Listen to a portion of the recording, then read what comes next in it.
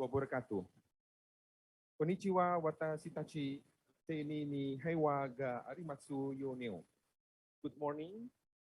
May peace be upon all of us. Selamat pagi, salam damai menyertai kita semua. Our distinguished guests, His Excellency Dr. Honoris Causa, Dr. Hasto Wardoyo, Medical Doctor Objin, the Chairman of the National Population and Family Planning Board of the Republic of Indonesia. His Excellency, Mr. Kenji Kanasugi, the Ambassador of Japan to the Republic of Indonesia. Welcome.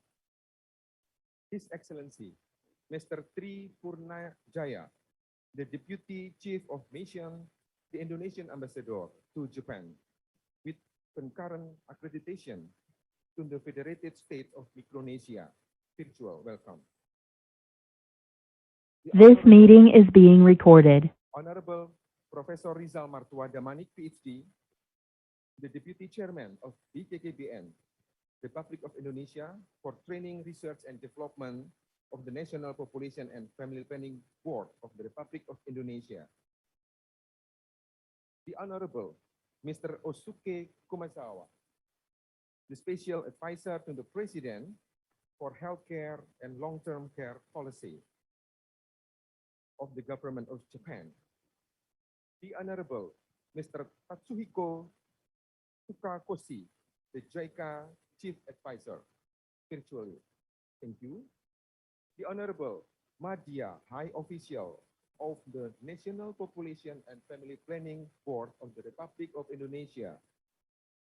The Honorable all dignitary of BKKBN, both at central and provincial offices. High Official from the Ministry of Foreign Affairs of the Republic of Indonesia, virtually. High Official from the Ministry of National Development Planning Agency of the Republic of Indonesia, virtually. Universities, civil societies, organizations, and mass media, distinguished guests, colleagues, and friends, ladies and gentlemen. We would like to convey our gratitude and welcome all of you to the second Ambassador Talks program today with the government of Japan. First and foremost, allow me to begin by introducing myself. My name is Ukik Kusuma Kurniawan. I'm the head of the Center for International Training and Collaboration of BKKBN, the National Population and Family Planning Board of the Republic of Indonesia, and I will be the moderator for today's event.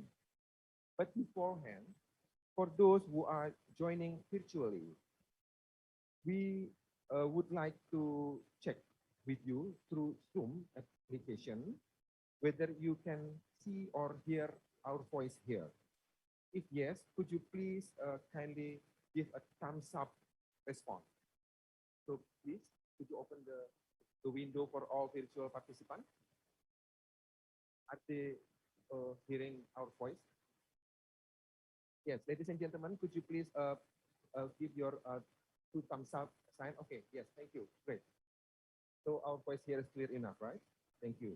Yes, ladies and gentlemen, excellencies, today's event, namely the Ambassador Talks, is an activity initiated by the Center for International Training and Collaboration of BKKBN, or in Indonesian language, we call it PULIN. This activity is a part of an effort to showcase and disseminate the Bangga Kencana program. Bangga Kencana program stands for Pembangunan Keluarga, Kependudukan, dan Keluarga Berencana, or in English would be Family Development, Population and Family Planning Program. This program will be disseminated to our foreign counterparts, as well as to explore potential cooperation and strengthening the partnership between BKKBN of the Republic of Indonesia with its foreign counterparts. Before we start, allow me to explain how participants could communicate with us during the presentation. All participants could submit their text question to our speakers through a Slido. The link of Slido will be shown up on the chat box. You may send your question at any time during the presentation, and then we'll be collect and address them during the question and answer session. please do not forget to put your name and organization and to whom your question would address to. The link of the certificate, electronic certificate and materials of the webinar will be shared at the end of the webinar. Excellencies, ladies and gentlemen, to begin with, I kindly invite His Excellency Dr. Honoris Causa, Dr. Hasto Wardoyo, Medical Doctor, Opjin, to deliver his welcoming remarks. Dr. Hasto Wardoyo is the chairman of the BKKBN, the National Population and Family Planning Board of the Republic of Indonesia, and we would like to invite him to deliver his welcoming remarks and officially to open this event. For His Excellency Dr. Hasto Wardoyo, the floor is yours. Thank you.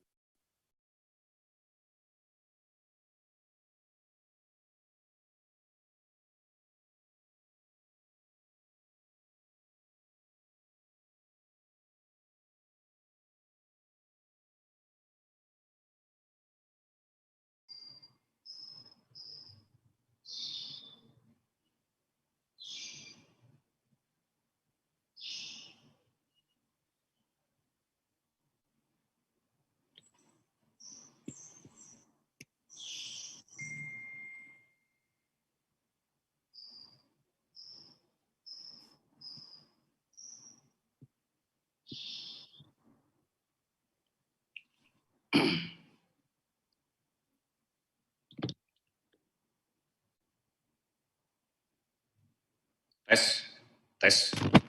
Halo? Yes, Excellency, please. Your voice is clear enough. Silakan Bapak. Pak Oki? Ya, Bapak. Tes. Ya, kami sudah siap. Oh, suaranya kecil? Suaranya terdengar, Bapak. Oh, terdengar ya. Saya bisa mulai sekarang? Ya, silakan Bapak. Ya, baik. Ya. His Excellency Mr. Kanasugi Kenji, Ambassador of Japan to Republic of Indonesia, Honorable Bapak Tri Purnajaya, Deputy Chief of Mission Embassy of Indonesia in Tokyo, Japan, Honorable Mr. Osuke Omayava, Special Advisor to the President of Healthcare and Long-Term Care Policy of Area, and Honorable Mr. Totsuhiko JK Chief Advisor. Juga yang saya hormati para pejabat tinggi madya dari BKKBN, Profesor Damane, dan juga para deputi dan juga PTM yang hadir. Yang saya hormati para pejabat dari Kementerian Luar Negeri atau yang mewakili, dan juga dari para pejabat dari Bappenas atau yang mewakili, dan juga pejabat tinggi Pratama dari BKKBN Pusat ataupun dari daerah, rekan-rekan mitra dari perguruan tinggi, civil society, organisasi, media, dan kolega, dan juga mitra BKKBN, Excellencies, ladies and gentlemen, good morning, Assalamualaikum warahmatullahi wabarakatuh. First of all, let us thank the God, Allah Subhanahu wa Ta'ala, for His blessing and for allowing us to meet today in this event. I hope all of you are healthy during the COVID-19 pandemic. It is good moment to extend my warm welcome on behalf of BKKBN, the National Population and Family Planning Board of Indonesia, to this event, namely Ambassador Talk, with the term Redefining Population Dynamic of Elderly by Improving Nutrition Status to Prevent Stunting at Early Age. I would like to thank you to our guest, His Excellency, Mr. Kanasugi Kenji, Ambassador of Japan to the Republic of Indonesia, and His Excellency Bapak Heri Ahmadi, Indonesian Ambassador to Japan, for your support and participation in this event. Excellency, ladies and gentlemen, in this occasion, allow me to convey several issues as follow. The first, the National Population and Family Planning BKKBN is responsible for population control to achieve a balanced population. It is related with the third of Sustainable Development Goals, good health and well-being. And the second, currently Indonesia it is striving for various issues, especially in the health sector, including the acceleration of stunting reduction. Because on the global nutrition, based on global nutrition report 2018, make Indonesia the second highest prevalent after Cambodia in the Southeast Asia. According to Indonesia basic health research data, Riskesdas, the stunting rate in Indonesia has decreased from 37% in 2013 to 27.6% by 2019. However, the prevalence is still high if compared to the World Health Organization standard, which is at 20%. Factors that contribute to stunting are the first, lack of nutritional, and second, recurrence of chronic disease and poor sanitation, and then limited healthcare services. And there are other social factors and culture, economic factors like pandemic, COVID also have effect on prevalence of stunting in Indonesia. The issue of stunting in Indonesia is one of the national priority state and medium-term development agenda. It is very important to replanning and refocusing intervention to prevent of stunting in Indonesia. Various interventions for direct and indirect cause of stunting is also needed. The intervention of the direct cause include supplementary feeding for pregnant women and poor. And second, iron supplement is very important for pregnant women, and breastfeeding, promotion and counseling, and then malnutrition management and growth monitor and promotion. And the intervention indirect cause of stunting include improve the provision of drinking water supply and sanitation, and then improve access and quality of nutrition and health services, and increase awareness, commitment, and parenting practice, and nutrition of mother and children. I appreciate Japan for its success in preventing of stunting. According to the Ministry of Health of Republic of Indonesia, Japan has stunting rate of 7.1% in 2014. Thus, Indonesia is expected to take best practice in stunting program from Japan. It is very important to learn more with the success story of Japan, because in January 2021, BKKBN is mandated by President Joko Widodo to lead the implementation of stunting reduction program in Indonesia. With target to reduce the stunting rate from 27% to 14% by 2040. So we need support and cooperation from multi-sector and multi-parties to achieve this target.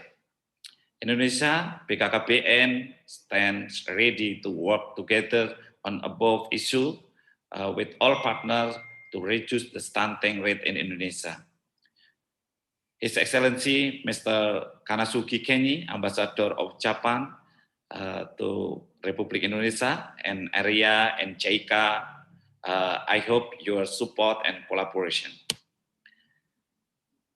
Excellency, ladies and gentlemen, finally allow me to express my deep appreciation for the international cooperation network that was built with, between BKKBN and Embassy of Japan.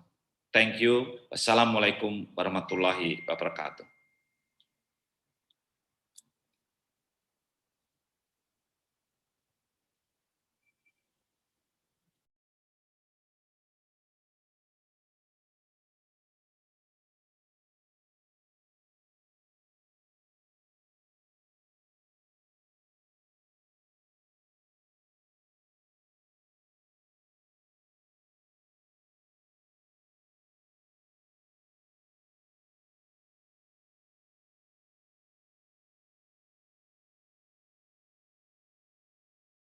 for Training, Research and Development.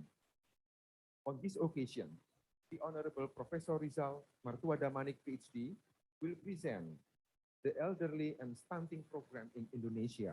As we know, on 25th of January 2021, the National Population and Family Planning Board of the Republic of Indonesia was mandated by the President of the Republic of Indonesia, His Excellency Mr. Joko Widodo, to lead and coordinate the implementation of the acceleration of stunting reduction program.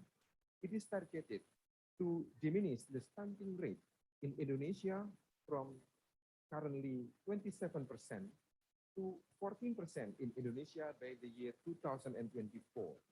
Moreover, BKKBN highlights the theme of approaches to prevent stunting from various perspectives in the commemoration of the National Elderly Day. Indonesia celebrated the day after tomorrow on 29th of May 2021. Thus, redefining the population dynamics of the elderly by improving nutrition status to prevent stunting at early ages is necessary, since BKKBN has been implementing programs following the human life cycle approaches. The stages are fetus, neonatal, infant, school-age children, adolescent, adult, and elderly. Now, we would like to invite the Honorable Professor Rizal Martuadamanik, the Deputy Chairman of BKKBN of Indonesia, for Training, Research, and Development. Professor Rizal Martuadamanik, the floor is yours.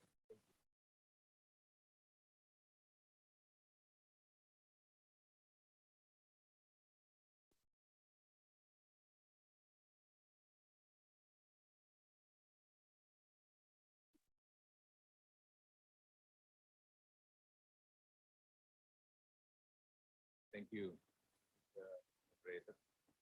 Bismillahirrahmanirrahim. Assalamualaikum warahmatullahi wabarakatuh. Alhamdulillahirrahmanirrahim. Sama-sama kami hormati Bapak Kepala BKKBN, Bapak.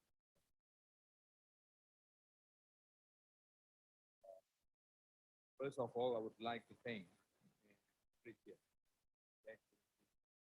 Mr. Kenji Kamsi, the Ambassador of Japan to Indonesia, for his support and his present to this Ambassador talk event today.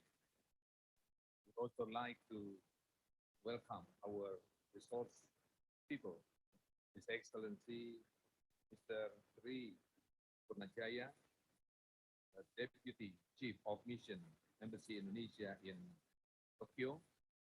Selamat pagi Pak Tri Tokyo. Also Mr. Osuke Komazawa, Special Advisor to the President for Healthcare and Long-Term Care Policy. Mr. Tatsuhiko Fukakoshi, JICA Chief Advisor. I would also like to thank the presence of Madhya and Pratama, official high leaders of BKKBN, ministries and related institutions, also all participants around the Indonesia where you can access this event. And slide please. Yeah, the topic of my presentation today is about the elderly and stunting program in Indonesia. Slide. I will divide my presentation into 4 phases. First one is the introduction, and then elderly in Indonesia, and then stunting in Indonesia, and the 4th is about the concept of convergence to accelerate stunting alleviation in Indonesia. Nice slide. Next. Ladies and gentlemen, first of all, I would like to share on the population and family planning landmark in Indonesia. I divided the landmark of population and family planning in Indonesia into 4 phases. The first phase was the pioneering period, which was on 1950s to 1966. In this period, the existing law prohibited the spread of family planning ideas. High mortality rate of infants and mothers had triggered medical and social workers to decrease the rate of mortality in one time to pursue way out, among others, by widening pregnancy interval through family planning. The second phase was the involvement of government in the population and family planning program in 1966 to 1970. With the initiation of new order in March 1966, population problem became a main focus of government concern. The government embarked upon its family planning commitment in 1967 with two main goals: to improve the health of citizens and to address rapid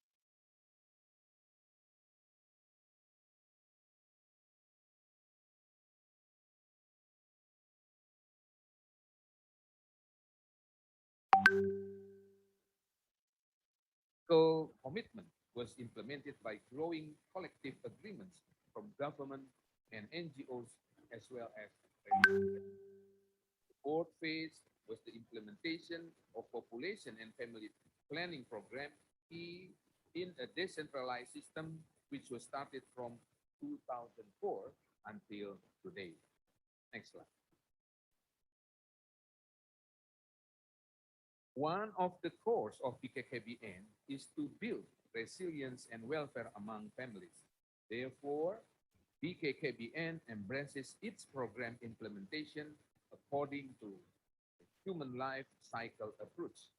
The stages are fetus, neonatal, infant, school-age child, adolescents, adult, and elderly.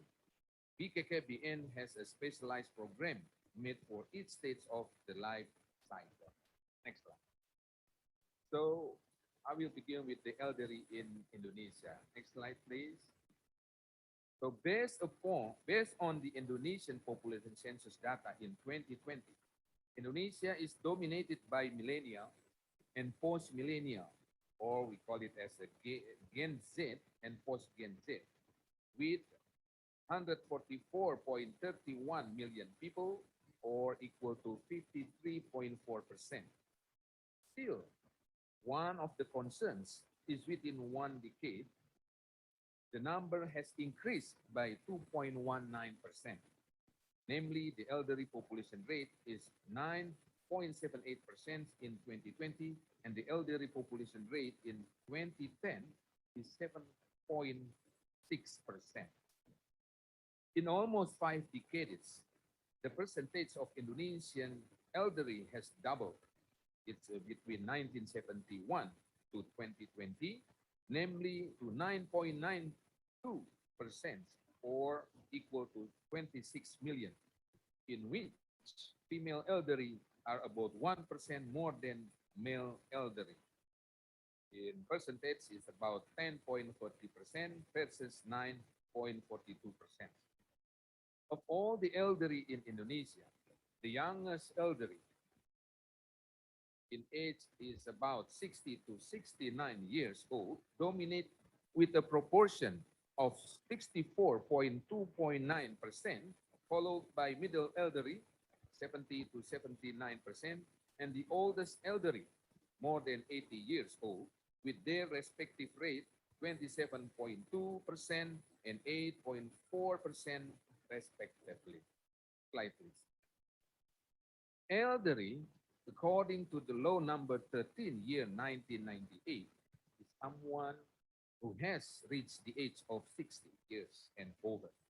The elderly population continues to experience an increase in line with advances in the health sector, marked by an increase in life expectancy and a decrease in the mortality rate. This demographic development can have health, economic, and social impact.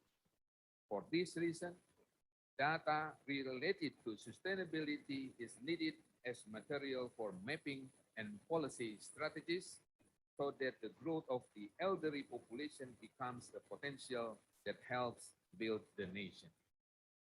The percentage of the elderly population in Indonesia continues to increase.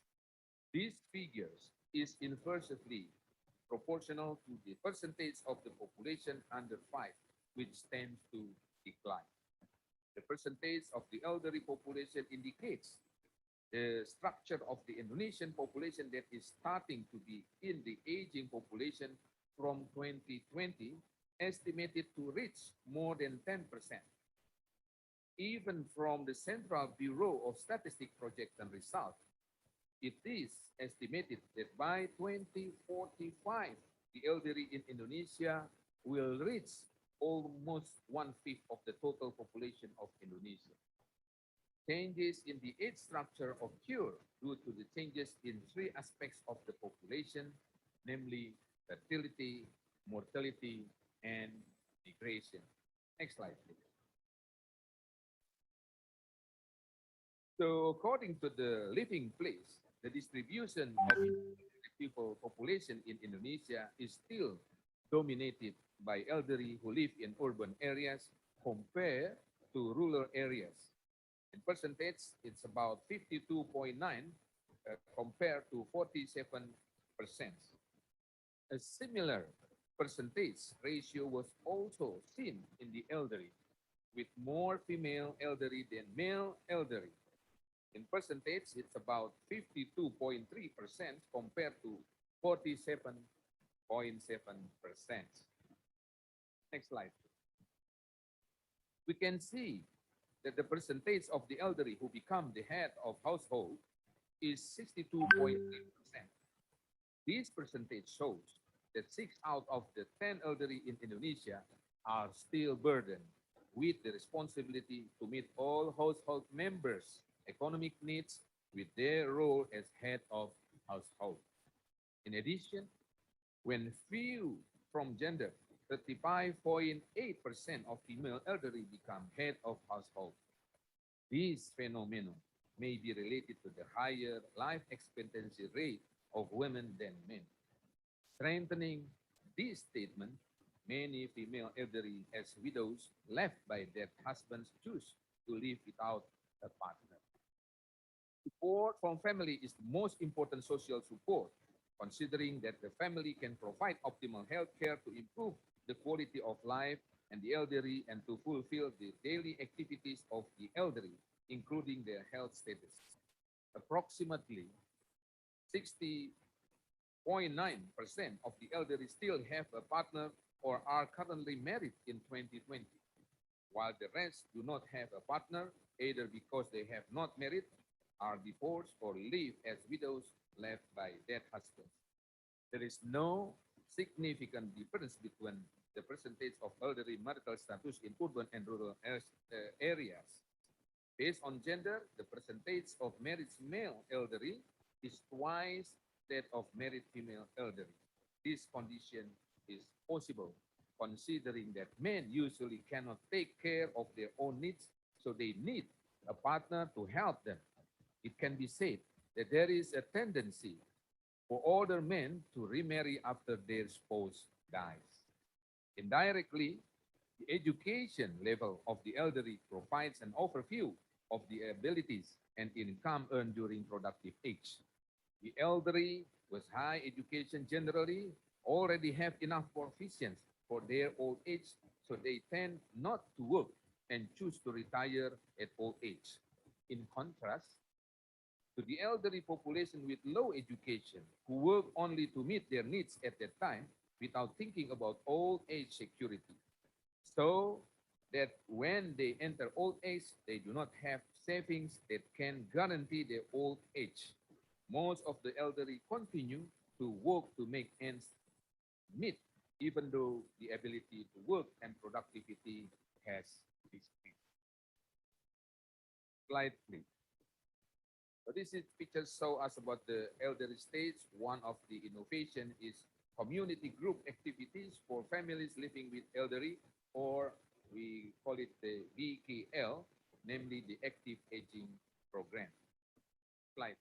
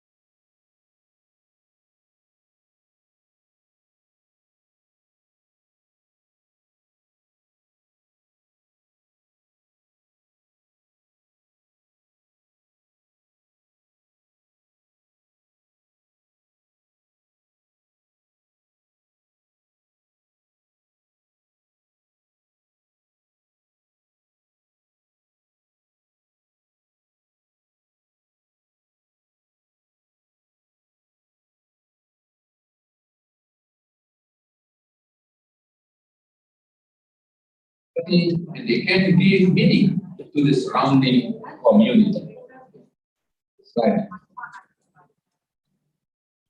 The development of active aging has started since 2014 by BKKBN. At that time, 3 provinces were selected as the pilot projects. In 2015, active aging program had developed in 30 provinces. And today, in 2020, it has been confirmed that the formidable elderly family development has developed in 34 provinces throughout Indonesia.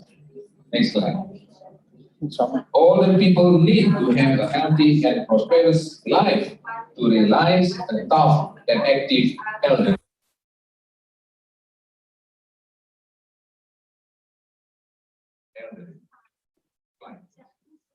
Next, we talk about the stunting in Indonesia.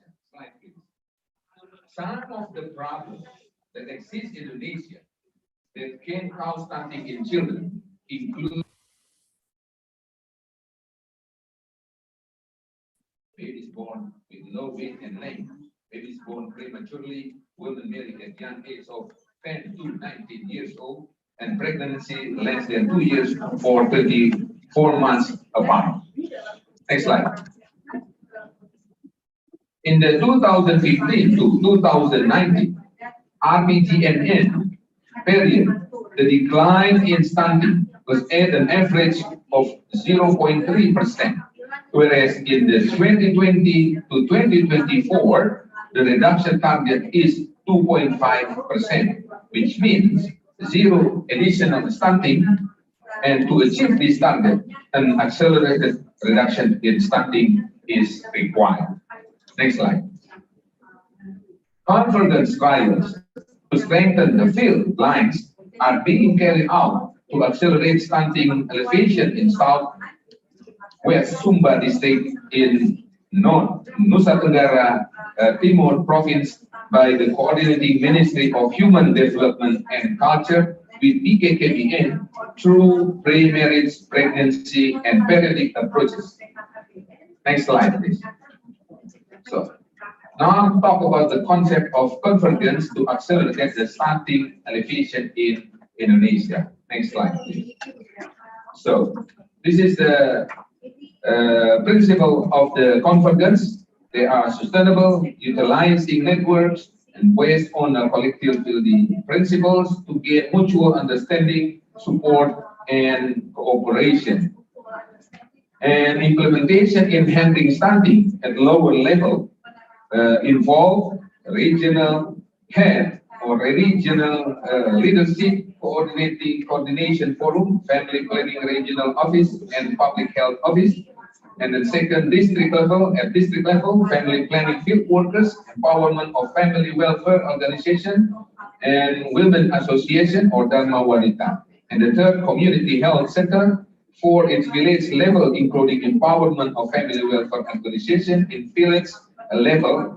And the fifth is the midwife, and sixth is health volunteers or frontline learners, integrated healthcare centers, and the assistant of family planning officer in village level and other. Next slide, please. We have several convergence platforms for acceleration stunting reduction. This platform certainly noticed to the current program reorientation, namely target degradation from 0.3 to 2.5%. Pandemic impact, on the other side, has decreasing the public purchasing power and limitation of fiscal government capacity, remaining time 3.5 years. First, client-centered approach type 1. This is required integrated and sustainable services, which is focused on preventive efforts and outreach. Reach families that have potential to give birth to stunting children through family planning, also followed by integrated of monitor and evaluation. Next slide, please. And the fourth, client-centered approach type 4. A multi-sector level model, which is the multi-level penetration model focused on cross-sector coordination patterns by taking into account the existing program system, the existing government system. And next slide.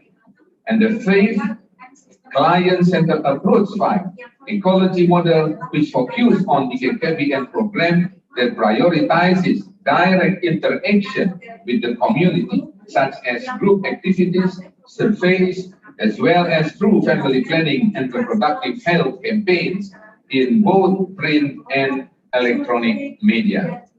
Next slide, please. So what is the aim of collaboration between BKKBN and Japan?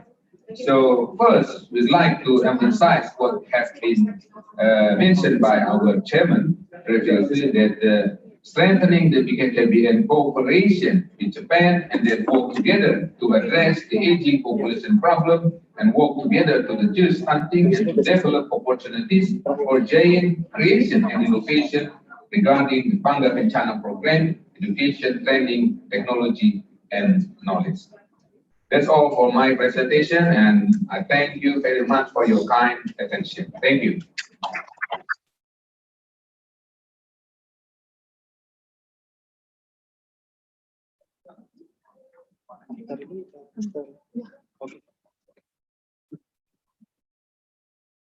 Thank you very much, the Honorable Professor Rizal Partuadamani, PhD, the Deputy Chairman of BKKBN for Research, Training, and Collaboration, for the insightful and amazing presentation on elderly and stunting program in Indonesia.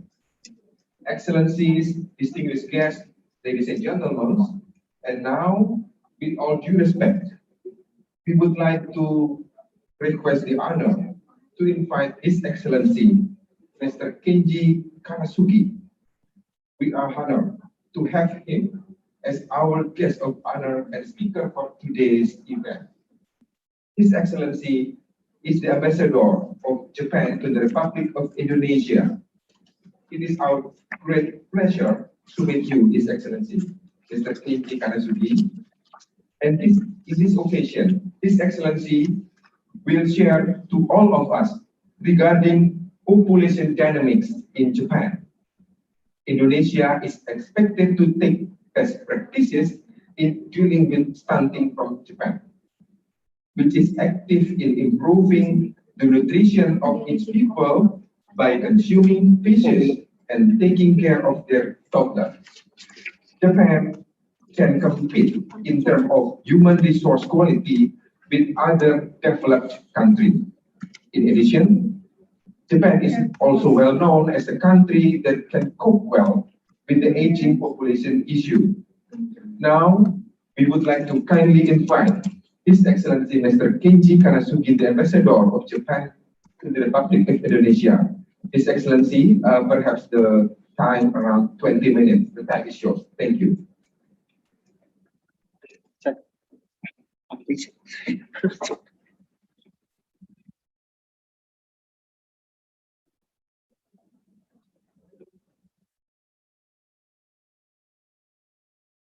Thank you very much for your kind introduction. My name is Kanasugi Kenji, Ambassador from Japan to Indonesia. Excellencies, ladies and gentlemen, listening to my previous speaker's presentation, a very comprehensive, well-thought presentation, I detected some differences, but a lot of commonalities between Japan and Indonesia. In terms of stunting, Japan's track record may be comparatively better than Indonesia, but in terms of the problem related to the aging society with a smaller number of children, Indonesia may face problems or challenges Japan faces right now into the future. So today, allow me to explain the state of affairs in Japan. And first of all, I'd like to make a brief presentation of the state of affairs in Japan. And later, I'd like to invite two experts from Japan. First, Mr. Kumazawa Usuke, Special Advisor at Area Economic Research Institute for ASEAN and East Asia, who is specialized in long-term care policy. And then I'd like to invite Mr. Tsukakoshi Katsuhiko, expert from JICA, Japan International Cooperation Agency, who specializes in maternal handbook. And hopefully we can give some thoughts to the audience today. Can we go to the first slide? Thank you very much. Maybe a little too small, but this first slide shows the rapid aging society of Japan. As you can see, in up until 1960s, our population was growing, and we didn't have any problem associated with the aging society. In fact, when I was a child, I was born in 1959. There are many friends in school, because of the large number of newborn babies in my time. But the number of babies starts to shrink, and in 1960s, the aging in Japan started. And nowadays, Japan is the most aged society in the world, surpassing West European countries and others. If we go to slide 2. Yes, again, this is very small figures, but the next slide is the changing population in Japan. After World War II, which ended in 1945, Japanese population continues to grow. And as I said, I was born in 1959. So if you look at the figure in 1960, the total number of population in Japan was about 90 million. But it continues to grow. And in the year 1967, Japan's population exceeded 100 million for the first time. And it reached to its peak in 2008. The figure is 128 million. Then the population started to decrease. There is a notion called the total fertility rate. Total fertility rate is the number of babies to to be given birth to by a woman in her lifetime to sustain the population. And the figure is 2.08 globally, meaning that if a woman gives birth to 2.08 babies in her lifetime, the population of the country can sustain. So 2.08 is really the magic number to sustain the population. In the case of Japan, the figure stands at 1.4. So it is far less than the number required to sustain the population of Japan. That's one of the reasons why Japanese population started to shrink after 2008. If you look at, can we go back to the first slide? Yes, the first one. Yeah. Yes, Japan is rapidly aging society, as you can see, but the South Korea is rapidly catching up with Japan. South Korea's fertility rate is 0.84, so well below the necessary number of 2.08. So South Korea is rapidly aging with smaller number of children, and the problem in South Korea may be a lot severe compared with Japan. And in the case of Indonesia, as far as I know, the figure stands at 2.288. So that's enough to sustain the Indonesian population as it stands now and increase. And in fact, as far as I know, again, Indonesia's population increases by 3 million every year, whereas Japan's population is decreasing by 500,000 every year, meaning that Japan is losing its population by 1 billion every 2 years. So that's really a substantial number of population loss. Can we go to the third slide? Yes.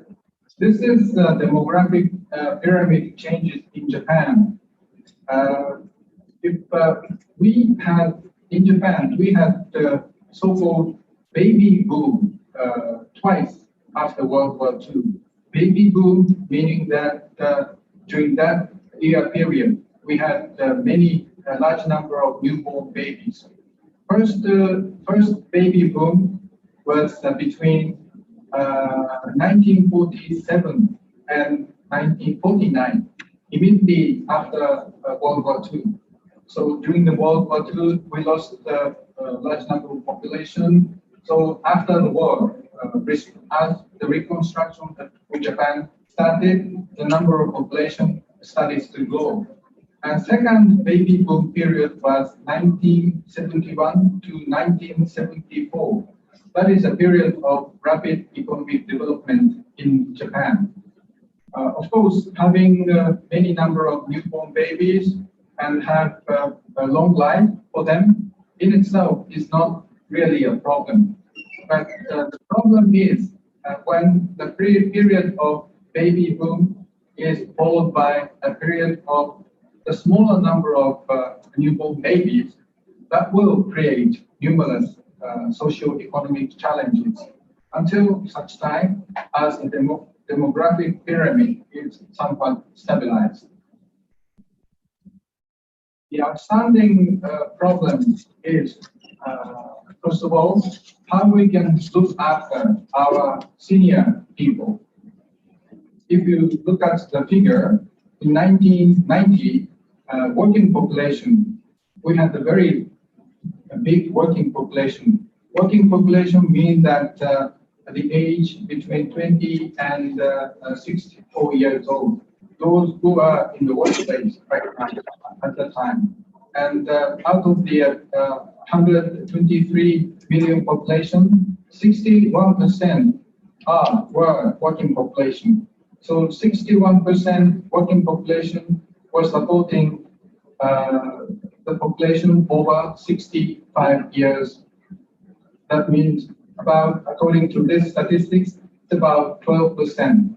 And in the Japanese social security system, working population pay the social security services, and the elderly people benefit from the Social Security service. So in 1990s, about 61% of the population were supporting 12% of the population in terms of the Social Security benefit. But as the population aging start and smaller number of children problem started, I think in 2015, if you look at this figure, 2017, 55% of the population, working population, is supporting 28% of the senior. So, and the situation will get worse and worse into the future. If you look at this figure in the year 2025, it's very near future, 54% of the population, that is working population, support 20% of the population. And to 2065, 48% of the population support 39% of the population. So in the year 2065, statistically speaking, 1.3 person in the working population support one senior. So that's put very much a burden on our social security system. In order to rectify this problem, we came up with numerous policy measures. One example is an introduction of long-term care insurance, which will be elaborated later by our expert. But idea is to support senior people by the society as a whole. And one important item is the introduction of long-term care insurance, where we encourage senior people to be self-reliant as much as possible, and the social services related to senior is provided based on pay-as-you-go styles. And also, we need to address the problem related to the smaller number of children, and we are trying to encourage young couples in a holistic way, meaning that encouragement is provided to young people in terms of getting married, getting pregnancy, giving birth to babies, and childbearing. At all these stages, we provide benefits. And current aim is to raise the birth rate to 1.8 compared with the current 1.4. But 1.8 is not really good enough to sustain the population. So in the near foreseeable future, we have to acquiesce the situation where population continues to decrease. And current COVID-19 pandemic really compounded the situation in Japan. Only recently, statistics in Japan came up that last fiscal year, the number of newborn babies in Japan is at 150,000 newborn babies. That is 4.7% decrease compared with previous fiscal year. Because of the pandemic, young couples delayed their marriage, delayed their pregnancy, so that they avoid COVID-19 pandemic. So already Japan is faced with a severe situation in terms of our aging population and the smaller number of children, but this COVID-19 pandemic created more difficulties for Japan. Another problem arising from the aging society with a smaller number of children is in Japan, we don't have enough workers. As you can see in this demographic changes, Japanese working population is shrinking very rapidly. In order to cope with that, there are three ways. One is the empowerment of women.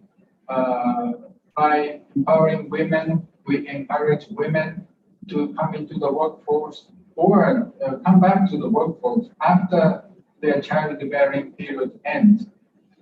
we are somewhat successful, but it's not good enough. And second is encouraging senior people to remain in the workforce. Usually, the Japanese senior retires at the age of 65 or around, but we continue to encourage senior people to remain in the workforce. It's again somewhat successful because, for example, 70-year-old in Japan today is as healthy as 50-year-old 20 years ago. So we continue to encourage senior people to remain in the workforce. And third is to encourage foreign workers in Japan. And in that prospect, I think there is a kind of complementary situation between Japan and Indonesia. As I said, Japan is losing its population by 500,000, whereas Indonesia's population is increasing by 3 million. That's why some time ago, we welcomed Indonesia's nurses and care workers into Japan under Japan-Indonesia Economic Partnership Agreement. And most recently, from 2019, we came up with a specified skilled worker scheme where we welcome from Indonesia and other countries with specific expertise and skills so that they can directly come into our workforce. Of course, this exchange of intake of foreign workers is very much limited because of this COVID-19 pandemic. But once we overcome or we bring COVID-19 pandemic under control, we'll be able to resume the intake of more foreign workers so that we can sustain our workforce. So creating a kind of more win-win situation between Japan and Indonesia. That's what I'd like to explain today. I really hope that my overview will be some help for you to understand the current situation in Japan. And I'd like to invite two Japanese experts to elaborate my own discussion. Thank you very much.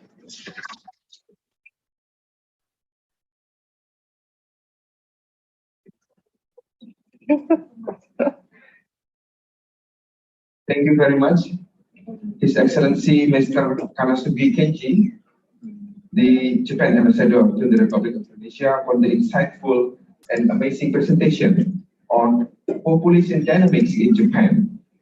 Excellencies, ladies and gentlemen, furthermore, we would like to kindly invite the Honorable Mr. Komazawa Osuke, PhD, the Special Advisor to the President for Healthcare and Long-Term Care Policy.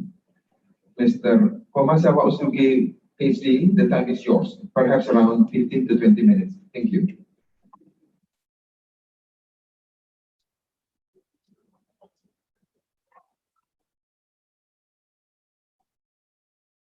Thank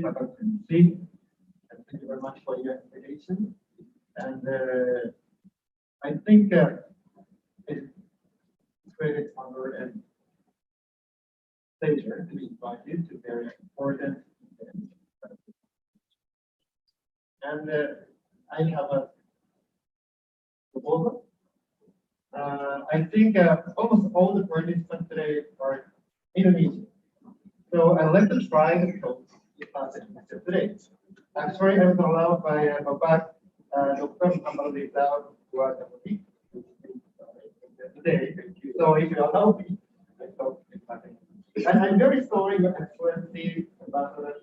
I think you cannot understand about English, but all the slides are written in English, so you can understand. So, saya mulai, Pak. Yang terhormat Kepala Badan Kependudukan dan Keluarga Berencana Nasional Indonesia, Dr. Hasto Waluyo. Yang terhormat Duta Besar Jepang untuk Indonesia, Mr. Kanasugi Kenji. Yang terhormat para pembicara lain, serta para tamu undangan yang hadir pada acara pagi ini. Assalamualaikum warahmatullahi wabarakatuh.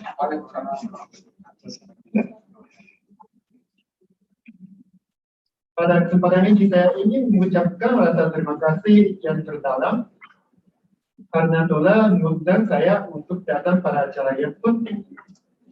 Ini adalah sebuah kebanggaan dan kehormatan bagi saya bisa mendapatkan kesempatan untuk berbicara mengenai penuaan penduduk atau population, stunting, dan hubungan antara kedua hal tersebut di hadapan orang-orang yang tertarik pada topik ini, termasuk para MC. Saat ini saya bekerja di Economic Research Institute for Health and Education, sebuah organisasi internasional yang berlokasi di Indonesia. Saya juga merupakan seorang pegawai pemerintahan pada Kementerian Kesehatan, Ketenagakerjaan dan Kesehatan Panjang. Juga institusi pemerintahan yang mengirim saya selama beberapa tahun ini pada posisi saya sekarang. Pekerjaan utama saya adalah berkenaan dengan isu penuaan penduduk dan isu lain yang masih terkait dengan hal itu. Namun sayang sekali saya kurang berpengalaman dengan permasalahan stunting. Tapi topik bahasan dan presentasi yang akan saya bawakan pada hari ini, jadi membangkang dari mohon mulai ya, ini presentasi yang akan saya bawakan pada hari ini dikembangkan dan tidak terlepas dari dukungan dari Profesor Nakamura dan Dr. Ogasawara. Sehingga saya ingin menggunakan kesempatan ini untuk mengucapkan terima kasih dan kepada dua tim. Terima kasih. Saya ini memaparkan poin-poin dari presentasi saya pada hari ini. Pertama, saya ingin berbicara mengenai permasalahan stunting Jepang. Selanjutnya, Ambassador sudah menjelaskan kita itu, tapi saya juga menjelaskan lagi secara singkat ya. Saya akan berbicara dengan topik yang berbeda, yaitu penuaan penduduk atau population aging dan sistem perawatan Jakarta Time. Saya akan mencoba untuk menjelaskan mengenai bagaimana kedua topik ini bisa berhubungan satu sama lain, stunting dan population aging. Grafik ini menunjukkan mengenai tren dari tingkat stunting yang terjadi di beberapa negara. Tingkat stunting yang terjadi di Amerika Serikat sangat rendah sejak awal abad lalu. Pada negara yang berpendapatan rendah dan menengah, ia berhasil mengurangi tingkat stunting dengan sangat cepat sejak pada akhir abad yang lalu. Seperti 4 negara ini. Tingkat stunting di Indonesia berada pada angka kira-kira 30%. Jadi saya pikir Indonesia termasuk dalam kalau memperhatikan Jepang pada awal abad lalu, tingkat stunting Jepang sangat tinggi. Namun setelah akhir Perang Dunia II, tingkat stunting menurun secara drastis. Jepang mengalami lonjakan pertumbuhan ekonomi sekitar tahun 1955, sehingga bisa dikatakan bahwa adanya penurunan tingkat stunting sebelum pertumbuhan ekonomi yang tinggi di bagian ini menunjukkan hasil dari penelitian yang dilanjutkan. Disponsori oleh JICA atau Japan International Cooperation Agency yang menganalisis faktor-faktor yang telah berkontribusi dalam mengurangi angka stunting. Mereka membuat analisis dengan menggunakan dua model. Hasil dari satu model adalah tingkat stunting dari anak-anak laki-laki yang berumur 4 tahun. Dan model lainnya adalah anak-anak laki-laki yang berumur 14 tahun. Seperti yang kita bisa lihat, beberapa faktor yang berkaitan dengan stunting dan tinggi batas yang lebih pendek. Mereka menyimpulkan bahwa banyak faktor terkait dengan stunting hingga pendekatan multisektoral multisektoral pasti dilakukan untuk berhasil mengurangi stunting.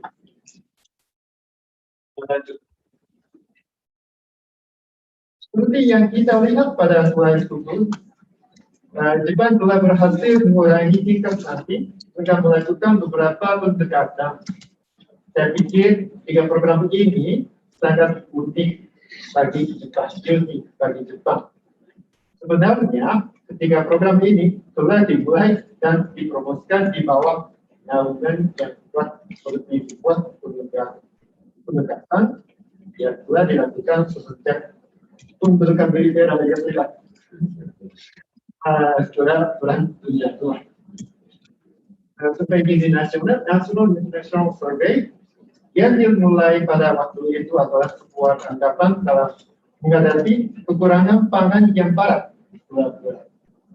Survei ini masih diadakan setiap tahun. Proyek Cikor telah dimulai sebagai bagian dari kampanye yang didanai Amerika Serikat untuk meningkatkan konsumsi gandum di Jepang karena adanya pilihan produksi gandum di Amerika Serikat. Walaupun program ini berlatar belakang tahun tersebut, namun tetap bisa mendatangkan keuntungan bagi banyak orang karena adanya program khusus masak untuk mempromosikan makanan. Yang disertai dengan layanan konsultasi dari para ahli gizi serta perawat masyarakat seperti tergambar pada foto-foto di kanan atas. Instruktur poin yang paling bawah, instruktur peningkatan kualitas hidup diciptakan untuk mempromosikan sebuah demokratisasi pada perkampungan di pedesaan. Hal ini juga membantu mempromosikan gaya hidup sehat di daerah pedesaan. Seperti foto ini di bawah ya. Perbaikan kompor masak adalah salah satu strategi dari kegiatan mereka. Banyak proyek yang telah dilakukan untuk mempromosikan makanan sehat, tapi tidak bisa hanya identifikasi satu alat saja. Pejabat bisa mengurangi tingkat stunting dengan sangat drastis. Kami bisa mengatakan semua faktor ini saling bergantungan dengan peningkatan status. Nah, sekarang saya ingin pindah pada topik mengenai conclusion aging pada pertemuan ini.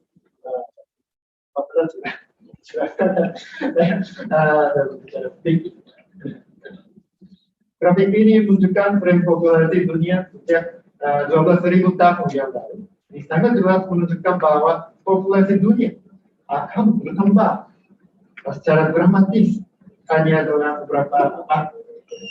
Ini adalah revolusi industri. Lanjut.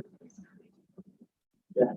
Namun jika kita menggunakan skala logaritmik, kita bisa menemukan tren yang berbeda.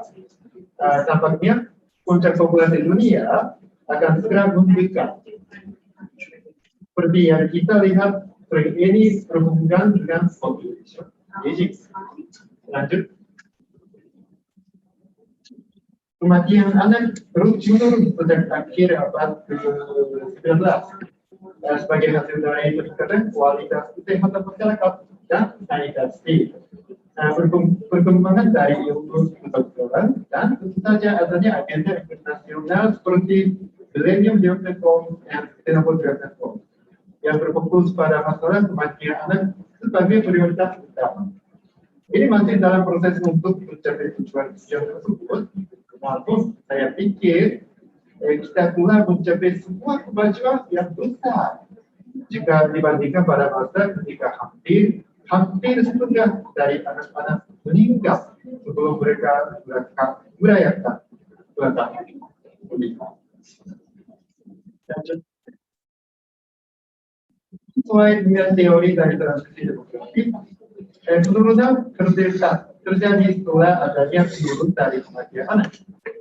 Semua negara yang terdera pada grafik ini menurunkan tingkat fertilitas.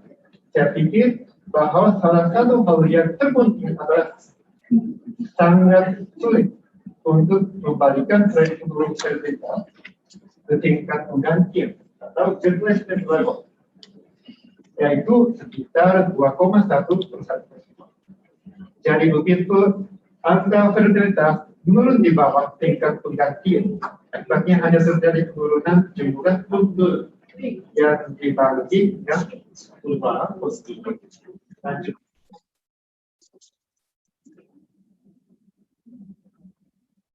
Jepang adalah negara yang memiliki persentase yang tertinggi di Indonesia. Sekitar 1 dari 3 orang Jepang adalah orang yang berusia 60 tahun. Dan 1 dari 6 atau 7 orang Jepang berusia 75 tahun atau tentu saja ini adalah sekarang contoh ekstrim dari negara yang paling tua di dunia. Namun kita bisa melihatnya pada grafik ini, di mana Indonesia juga akan mengalami situasi yang sama sekitar tahun 2100 tahun. Slide ini sudah ditunjukkan oleh apa benar, tapi saya tunjukkan lagi. Tapi apa yang saya ingin katakan bahwa yang pentingnya definisikan kembali mengenai lansia. Jika kita mendefinisikan lansia sebagai orang yang berumur 65 tahun atau lebih, maka pada tahun 2060 satu lansia harus dibantu oleh 1 orang usia produktif yang berumur 20 sampai 64 tahun. Namun jika kita menggantinya dengan umur 75 tahun atau lebih, maka 1 lansia dibantu oleh 2,3 orang usia produktif. Jadi dengan demikian promosi kesehatan adalah hal yang sangat penting untuk dilakukan agar kita bisa hidup dengan kondisi sehat selama mungkin, dan kita juga bisa membantu para lansia yang lebih tua walaupun kita sudah berumur 70 atau 80 tahun. Lanjut. Ya, jika suatu masyarakat memiliki jumlah lansia yang lebih banyak, maka masyarakat tersebut memiliki permintaan akan perawatan jangka panjang atau long term care yang semakin meningkat. Saya terutama, Anda mungkin berpikir jika Indonesia mempunyai tradisi atau budaya di mana para lansia akan dirawat oleh anggota keluarganya di rumah. Jepang juga mempunyai sama, namun Anda bisa membayangkan sebetulnya sebuah desa yang mempunyai setengahnya atau lebih dari penduduknya berusia 45 tahun. Desa seperti itu sangat mudah dijumpai di Jepang. Jadi pada masyarakat seperti itu, siapa yang akan bertanggung jawab dalam mengurus para lansia tersebut? Oh ya. Slide ini menunjukkan persen dari orang-orang yang membutuhkan perawatan berdasarkan kelompok umur di China, Jepang, dan Republik Korea. Seperti yang kita bisa lihat di negara maupun persen dari orang yang membutuhkan perawatan hampir sama. Hal ini mengartikan bahwa masyarakat kita tidak akan pernah lepas dari kebutuhan akan perawatan. Namun persen orang-orang tertentu pasti akan mengalami menurun status fungsionalnya dan gangguan kesehatan mereka tersebut akan membutuhkan perawatan jangka panjang. Lanjut. Jika status fungsional buruk dan jika kami berharap untuk mendapatkan layanan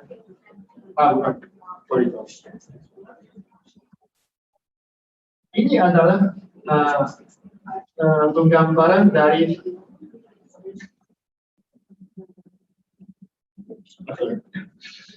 penurunan fertilitas akan berpengaruh pada penyusutan jumlah anggota keluarga dan menyebabkan lansia akan hidup sendiri. Jika lansia yang tinggal sendiri membutuhkan perawatan, maka akan membutuhkan lebih banyak sumber daya untuk merawat mereka dibandingkan dengan lansia yang tinggal dengan keluarga. Meningkatnya jumlah lansia yang hidup sendiri adalah hasil yang tidak bisa dihindarkan dari perbuatan pemerintah. Lanjut. Ya. Bagaimana Jepang bisa menanggulangi masalah penuaan pendudukan dan peningkatan akan permintaan perawatan jangka panjang? Yang menurut satu dari solusinya adalah mulai diperkenalkannya sistem asuransi perawatan jangka panjang atau long term care insurance. Sudah dijelaskan oleh Pak Pasda pada tahun 2000. Ini adalah sistem asuransi sosial yang wajib jika semua penduduk di Jepang harus membayar, jadi semua penduduk di Jepang harus membayar premi atau kontribusi. Jika mereka sudah berusia 40 tahun atau lebih, termasuk penduduk orang asing. Saya pikir ini adalah suatu keajaiban di mana pemerintah berhasil membujuk orang-orang untuk memikul banyak beban keuangan. Namun mungkin tidak hanya pemerintah saja, tapi masyarakat pun juga merasakan hal yang sama dari krisis dari populasi yang menguap. Ketika asuransi perawatan jangka panjang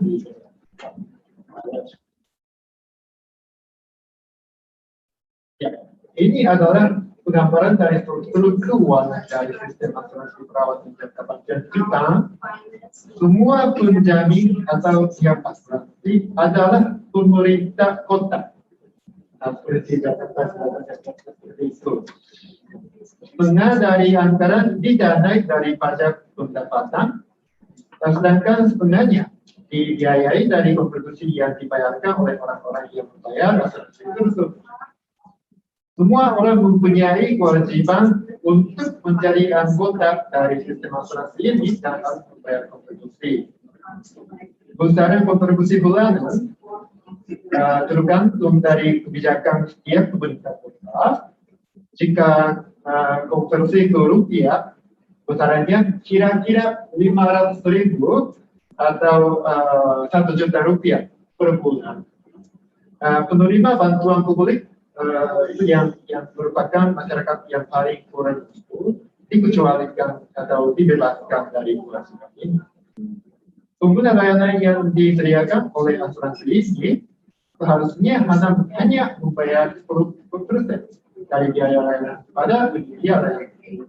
Sedangkan sisanya diganti oleh asuransi asuransi oleh asuransi biaya layanan. Lanjut. Jika status fungsional memburuk dan kami berharap untuk mendapatkan layanan ini, maka terlebih dulu kami harus mendapatkan sertifikat mengenai tingkat kebutuhan perawatan yang kami butuhkan. Sistem penilaian untuk mendapatkan sertifikat ini dilakukan secara adil dengan menggunakan kuesioner yang dikembangkan secara ilmiah. Jumlah perawatan yang dapat diberikan oleh asuransi ditentukan oleh sistem asuransi ini, yang mana telah digunakan secara umum di seluruh negeri. Jika orang yang diasuransikan punya sertifikat dari tingkat perawatan yang lebih tinggi, maka asuransi akan memberikan tingkat perawatan yang lebih intensif pada orang tersebut. Lanjut. Ya. Sistem asuransi perawatan jangka panjang bekerja dengan sangat baik di Jepang, namun tentu saja asuransi perawatan jangka panjang juga menimbulkan banyak permasalahan. Ketergantungan yang berlebihan pada sistem publik adalah salah satunya. Sehingga kementerian kami mempromosikan sistem ini, mobility dari sistem. Kita bisa menemukan setiap lansia di tengah gambar ini, lansia ada ya. Kementerian kami mempromosikan aging in place, dying in place, menua di tempat meninggal. karena 80% meninggal di rumah sakit karena banyak ya.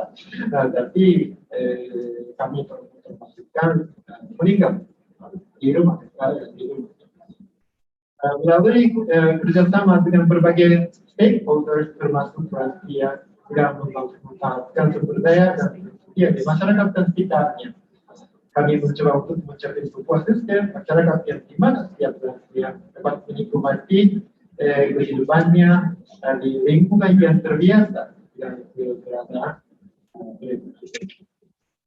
Lanjut. Ya. Saya telah memberikan menjelaskan sangat bagaimana pengalaman Jepang dalam mengurangi stunting dan menggunakan strategi untuk mengatasi semua itu. Dari sini saya ingin mencoba menghubungkan pembahasan mengenai stunting dan penuaan penduduk sesuai dengan judul pada acara ini. Sebetulnya saya belum terbiasa dengan topik ini, namun saya menemukan beberapa studi penelitian mengenai hubungan antara stunting dan penyakit tidak menular dan non-komunikasi. Penyakit tidak menular adalah penyebab utama dari kecacatan yang terjadi pada lansia. Untuk itu, saya ingin menunjukkan hasil dari beberapa studi ilmiah dan berkaitan dengan pembahasan. Lanjut. Penelitian ini dilakukan di UK yang menargetkan sekitar 4.000 perempuan. Hasilnya, jika panjang kaki lebih pendek, maka akan mudah terkena diabetes tipe 2. Panjang kaki merupakan indikator pada lingkungan anak usia dini, khususnya gizi bayi. Jadi dari hasil ini bisa diartikan bahwa gizi bayi yang buruk adalah faktor kunci yang menyebabkan deritanya. Lanjut. Penelitian ini dilakukan oleh para peneliti yang sama dan pada target yang sama dengan slide sebelumnya. Hasilnya adalah jika status gizi kurang baik pada saat masih bayi, orang tersebut yang berpeluang lebih peluang besar untuk terkena penyakit jantung koroner. Kesimpulannya, usaha penelitian ini menunjukkan bahwa stunting berakibat buruk bagi kesehatan di kemudian hari hingga usia lanjut. Ya, COVID-19 ya.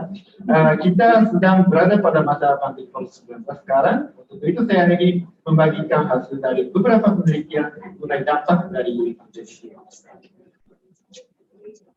Ya. Ini penelitian membahas mengenai dampak jangka panjang dari pandemi flu Spanyol menggunakan data dari Amerika Serikat.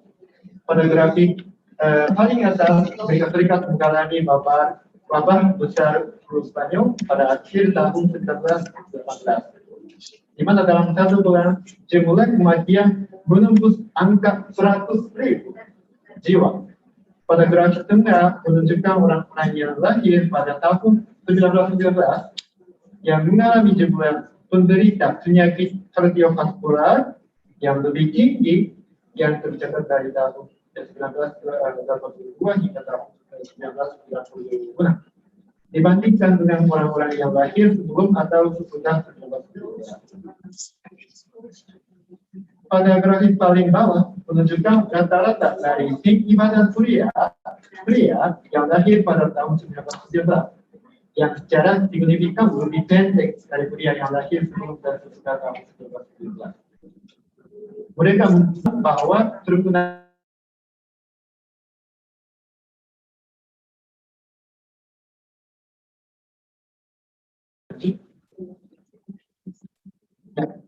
studi ini menganalisis mengenai dampak dari wabah flu Spanyol di Jepang.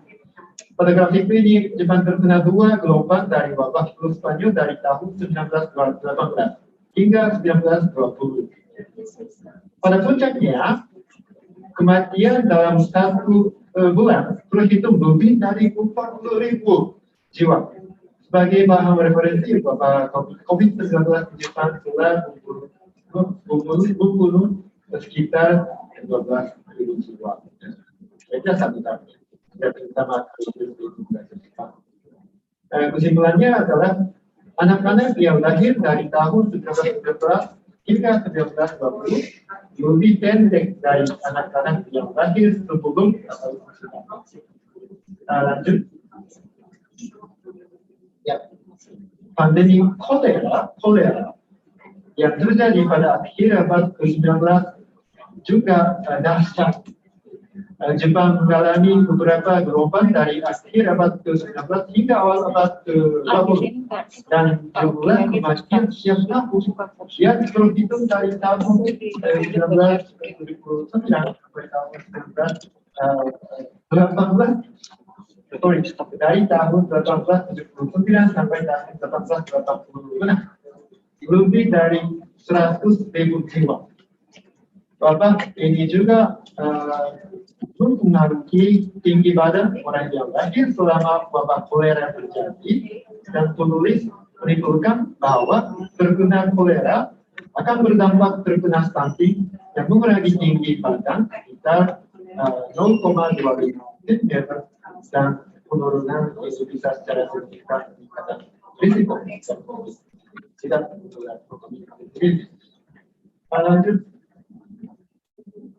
Apakah pandemi COVID-19 yang terjadi pada saat ini bisa mempengaruhi diri setiap orang? Saya tidak mempunyai data survei yang benar mengenai status diri pada anak-anak selama COVID-19. Mungkin BKKBN punya seperti itu. Namun ini adalah hasil dari survei kami terhadap lansia yang kami lakukan dengan berkolaborasi dengan Bank Bali, Jakarta, dan Jogja. Ini indikasikan bahwa banyak orang lansia mengurangi jumlah konsumsi atau kualitas makanan setelah pandemi COVID-19 menyerang. Jika ibu dan bayi juga mengurangi kualitas makanan seperti ini, pada hal ini mungkin akan berpengaruh pada kesehatan lansia di akhir abad ini. Saya pikir anak-anak yang lahir sebelum, selama, dan setelah pandemi ini perlu dipantau secara besar agar dampak jangka panjang dari pandemi bisa dianalisis hingga bisa. Dan saya juga berpikir Indonesia berada pada posisi yang baik untuk mempromosikan pemikiran ini karena Indonesia masih mempunyai populasi yang lanjut dari besar dan akan tertunda nanti yang akan mengalami penduduk yang cepat yang diperkirakan terjadi dalam waktu dekat. Saya yakin bahwa BKKBN akan mempunyai tugas yang sangat penting dalam melaksanakan hal ini. Ini adalah kesimpulan dari presentasi saya. Terima kasih banyak atas perhatian Anda semua dan selamat pagi. Saya presentasi panjang sekali. Insya Allah. Terima kasih.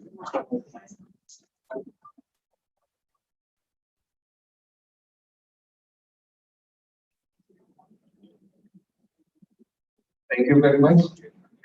The Honorable Mr. Osuke Komasawa, PhD, for the remarkable presentation in Bahasa Indonesia. Incredible. Because of the interesting presentation for all presenters, the Zoom participant this morning accounts for 236 visitors, while from YouTube channel accounts for 94 visitors. So in total, there are 330 participants in this virtual webinar. Thank you very much. Now, almost 100, correct. Now we would like to kindly invite the Honorable Mr. Tatsuhiko Sukakoshi, PhD, the Chief Advisor from the Japan International Cooperation Agency or JICA. Dr. Tatsuhiko Sukakoshi, PhD. The time is yours, perhaps around 15 to 20 minutes. Thank you. Thank you very much, Master of Ceremony. Can you hear me? Yes. Okay. Yes. Can Yes, you your see sound is my clear. presentation? Can you see my presentation? Yes. See my slides? Okay. Yes. Yes. Okay. Doctor. Okay. Thank you very much. Thank you very much for BKKBN for giving me opportunity to talk.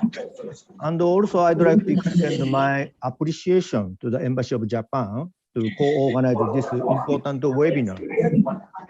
I am now talking to you from the Mandarin Oriental Hotel, where I'm under quarantine, self-quarantine of 14 days.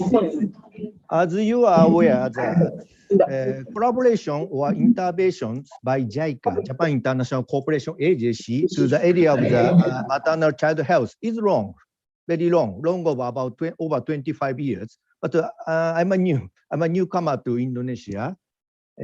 So I hope that I wish you could also join with you at the Westin Hotel in the future. Anyway, thank you very much. I look forward to enjoy Indonesia life and work. Okay. As was just introduced by the MC, my name is Tatsuhiko Tsukakoshi, short for Tsuka, and I'm a project team leader of the present JICA MCH, Maternal Child Health Handbook Project. Time provided for me to present is 20 minutes, so I'm going to finish my presentation around 10:50 plus, right? Thank you very much. Agenda of the presentation. I prepared a total of 25 slides, and the time provided 20 minutes, so that I'm going to speak one slide less 1 minute. But now that we have an interpreter service working with us, that I'm going to speak slowly, okay? Composition of the presentation, maternal child health status in Indonesia, what is the MCH handbook, and thirdly, MCH handbook Indonesia and Japan, and outline of JICA's past and present collaboration on MCH, maternal child health by JICA, and lastly, positive impact given by the MCH handbook for the nutritious status, which is the sub-agenda of this meeting. Firstly, maternal child health status in Indonesia. As was already presented by the Dr. Komazawa and other keynote speakers, this is I quoted from WHO Health Statistics 2020. When looking at the statistics relating to the MCH, Indonesia 177, a little bit higher than ASEAN average, under 5 mortality rate, Indonesia 25, ASEAN 27, good number. And neonatal mortality rate per 1,000 live births, 13. This is a good number, almost reached the SDGs target of 12. It's a good number, I think. Population of births attended by skilled birth health personnel, very good number, 95%. And the prevalence of stunting children under 5 is 30.5. This figure matches that invitation letter that prepared by the BKKBN. Okay. Japan is good. Japan's number indicator of the Japan is small, and it's a very positive note, thanks to the stable UHC, universal health coverage system in place, and also strong health infrastructure, and also the good quality of MCH service. Okay. Main factors influencing inadequate MCH indicator, many are already presented by the previous speakers, so that Indonesia was able to reduce its MMR by almost 1/3 between 1990 and 2015.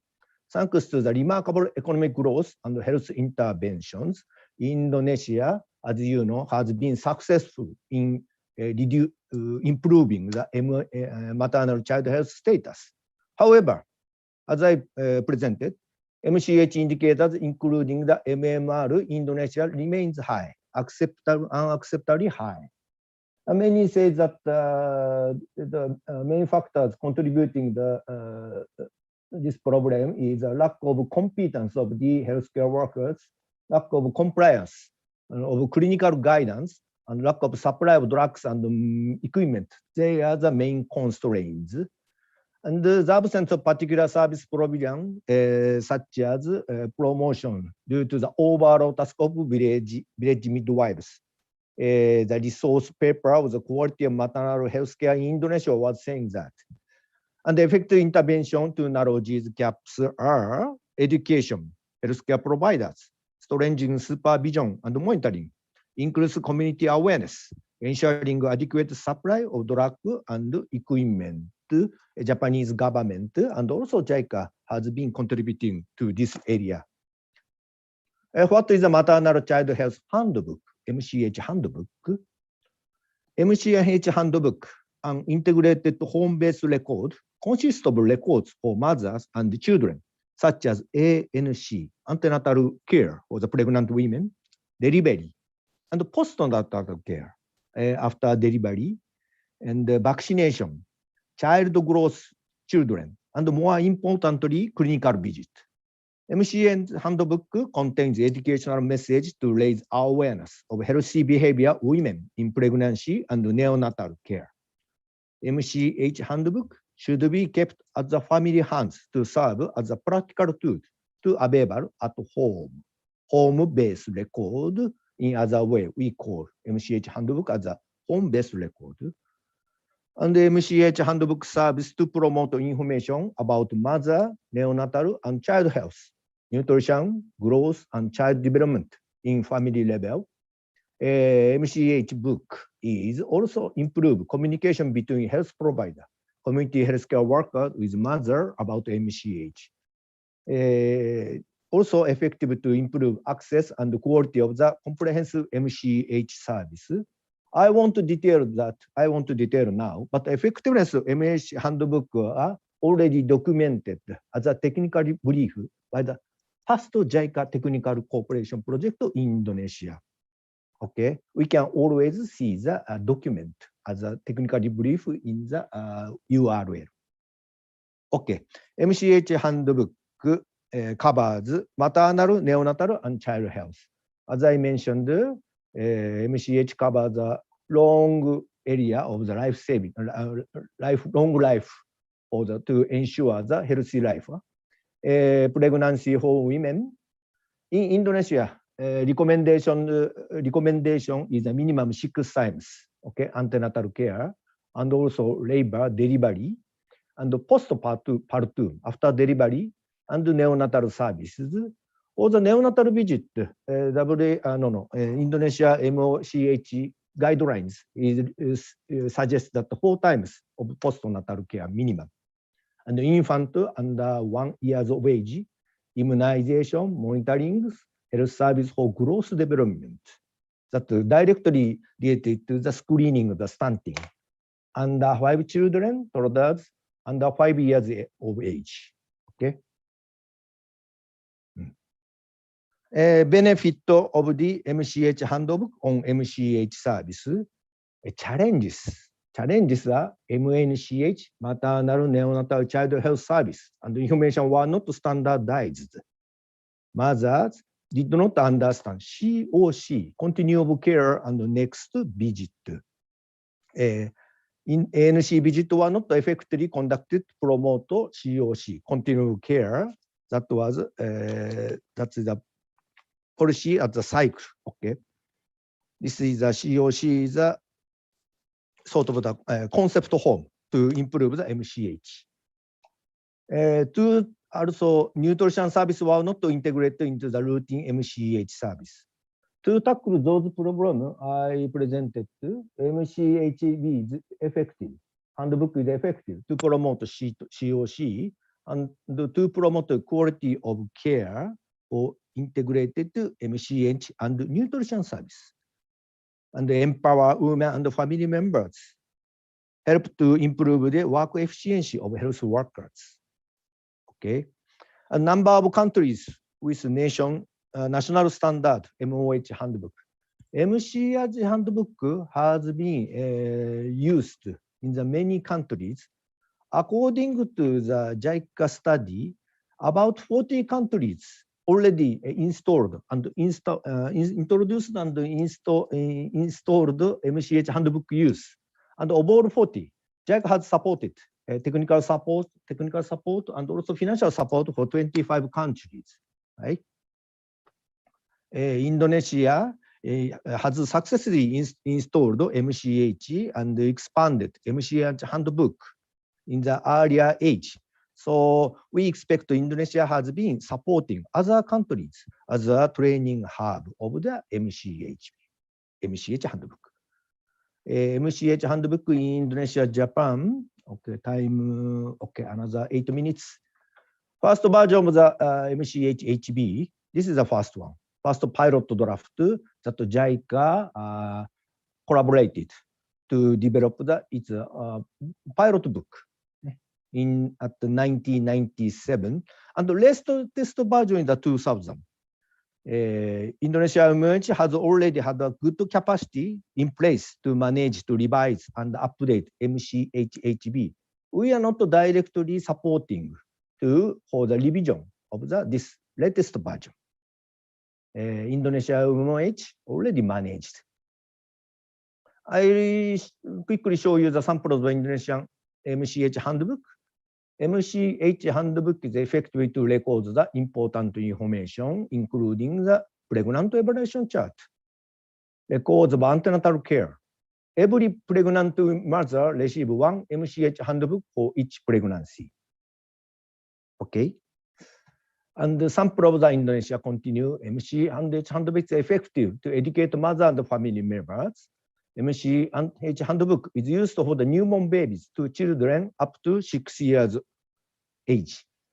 I do not have my own MCH book, but in Japan and Indonesia, I know that many mothers keep the MCH handbook as a token of the memory of their children's childhood age, and as a token of the future gift to give the children MCH book. Many mothers keep the MCH handbook for long years. And the nutrition guidance of the MCH. Recommended daily intake for pregnant mothers and the nutrition counseling are also available in the MCH handbook. Allow me to just show you the MCH handbook ownership. According to the risk status, that the National Health Research conducted in 2018, national percentage of the MCH handbook ownership is 66%. Ownerships differs between province, ranging from 37% in North Sumatra to 91% in DUI Yogyakarta. One of our tasks of our project is to update the those figures, and also trying to narrow the gap between the provinces. Okay. MCH handbook in Japan. In Japan, handbook of mothers and children was firstly distributed in 1947, which means already 70 years has already passed. Yes. In 2002, the handbook containing 49 pages was upgraded and defined as the national version. We Japanese people are familiar with this handbook. Yes. MC handbook in Japan. Okay. Self-record during pregnancy, record of delivery status, growth monitoring, information on health diet, healthy diet of the mothers and the infant. Okay. And this is a recent photo taken by the health center in Japan. Already entering into the COVID-19 pandemic. So that's why healthcare workers wearing a mask, but the infant health checkup. Probably this is a health checkup by doctors. Infant health checkup. One note I'd like to tell you is that the digital MAC application are also widely used in Japan. Okay. Japanese survey says ownership of digital application, whatever the kind is, is over 80%. They use both paper-based and also the digital application basis. Outline of JICA's past and present collaboration in MCH by JICA. Development of the Indonesia handbook in JICA. As I mentioned earlier, in Indonesia, MCH handbook was introduced in 1994, and you already revised the 1, 2, 3 times. Latest version is 2020. With you continuing the revision of the MCH, you added the annex, the information or educational information to the mothers. Okay. JICA has long collaborated with MOH on MCH. JICA's collaboration commenced in its technical service support in the pilot phase of 1994, and then continues strengthening the phase 1. This is to expand the other provinces originated from Central Java, the experience and the capacities accumulated in the Central Java as a pilot project we have extended. And the second phase already finished, and I'm here, we are here, strengthening the phase 3 project. Okay, allow me to quickly brief you another, 3 minutes. Project for enhance the quality of child health program. Project purpose is to strengthen the capacity of COC or pilot areas for MCH in promotion, effective use of the MCH handbook. Our counterpart agency is Family Health, Director of Family Health, Directorate General Public Health, Ministry of Health. Project period is 5 years. Okay, so 2 years half, 6 months has already passed, so that we have already reached the midpoint of the project. Okay, and project site, I'm new, as I mentioned. I'm afraid I've never visited the West Sumatra, Central Java, North Sulawesi, NTB, Yogyakarta. They are the pilot areas. And the output, we have 4 main project activities. 1, 2, 3, 4. Output 1 is a international KSP, knowledge sharing program. It's a sort of the international seminar to disseminate the experiences and the knowledge on MCH handbook development and its installation to the other countries. This year we are scheduled to conduct the 13th KSP meeting in early August for 3 days, but online basis. And we are going to have participants from the 10 countries. Okay, a total of 60 participants. And LBH handbook of the output 2, we have already completed to draft the little baby handbook. Now we are working to make educational materials on little baby. And also thirdly, integrated child health checkup. We are going to work on with the Ministry of Health to strengthen the child health checkup for its system. And lastly, studying on MCH-HB application or digital MCH for quality control.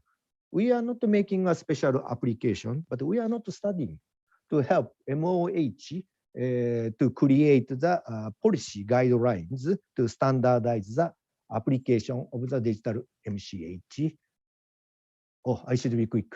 Project target is 1, 2, 3, 4, 5. I hope I can have a chance to visit.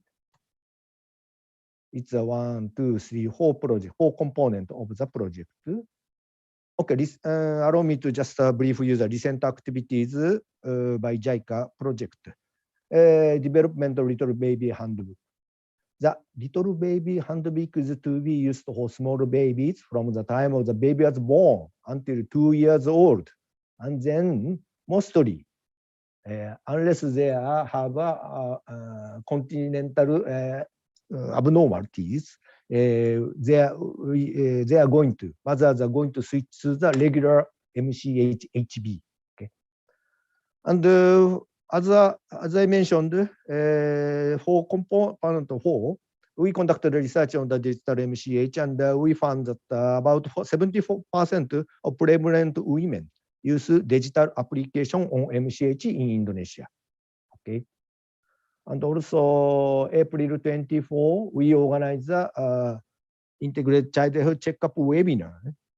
We had more than 300 participation from nationwide from the Indonesia Puskesmas and Posyandu, and also the provincial health office and the district health office administrators.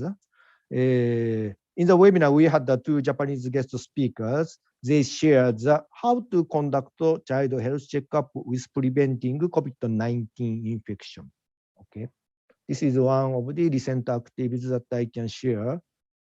And the way forward, our planned activities for 2021, this year and the next year.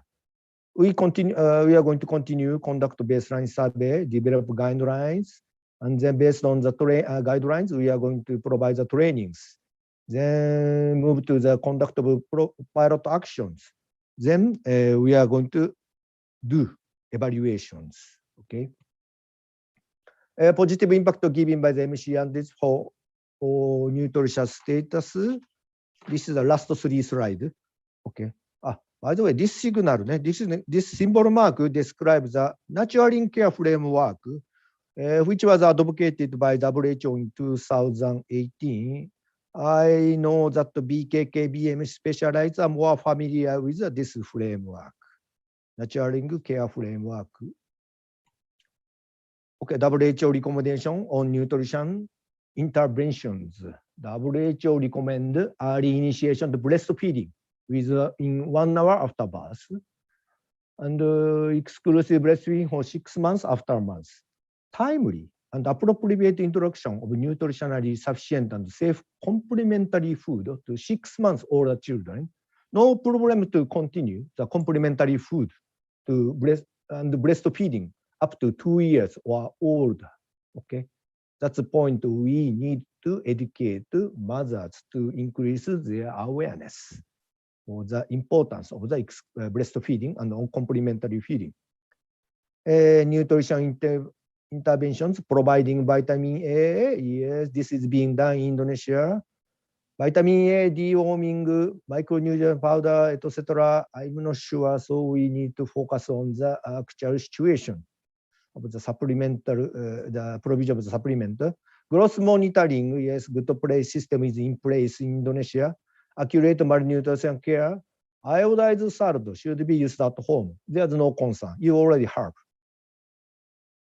And the positive impact, giving my summary of evidence in WHO report 2018 is saying that the stunting growth, underweight children, breastfeeding initiation, breastfeeding, complementary feeding,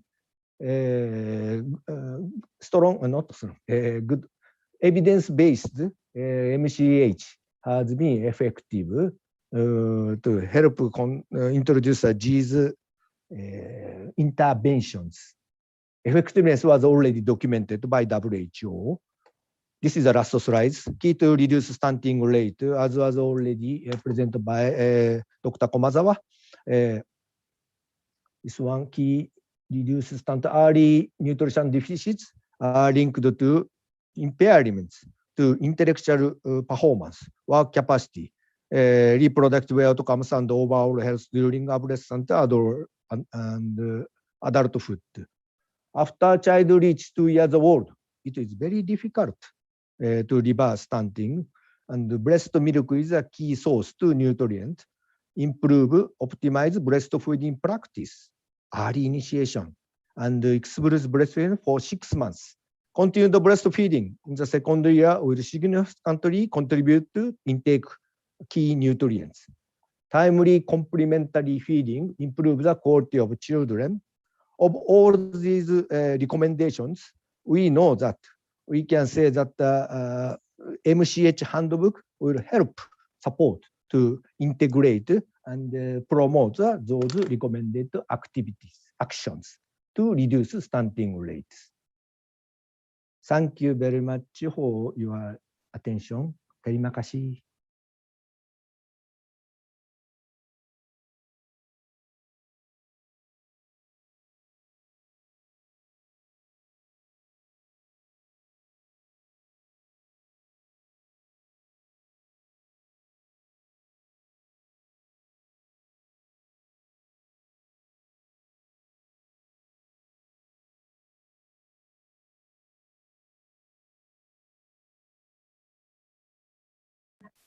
Thank you.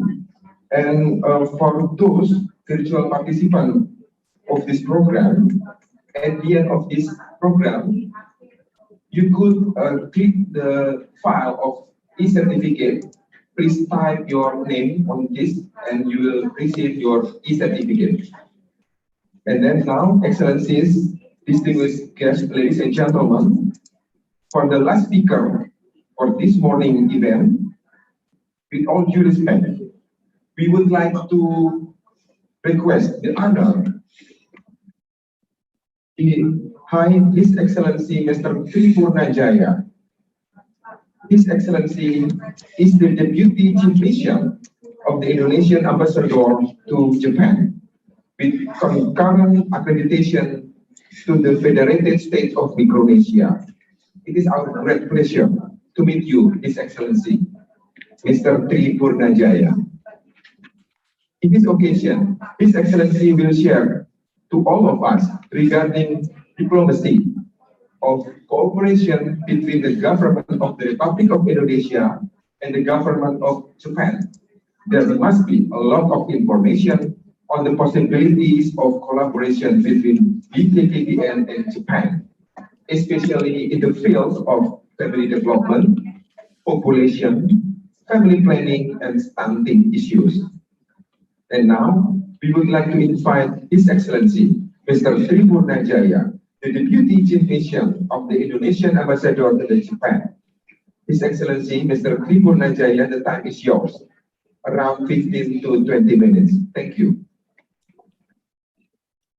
Terima kasih banyak, Bapak Kapus, moderator acara pada siang dan pagi hari ini, His Excellency Ambassador of Japan to Indonesia, Bapak Kanasugi Kenji, Bapak Kepala BKKBN, Bapak Hasto Wardoyo, Bapak Deputi Bidang Pelatihan dan Pengembangan BKKBN, Profesor Rizal Damani, distinguished speakers dari JICA tadi, Ibu, Bapak hadirin sekalian, Assalamualaikum warahmatullahi wabarakatuh. Selamat pagi, ohayo gozaimasu.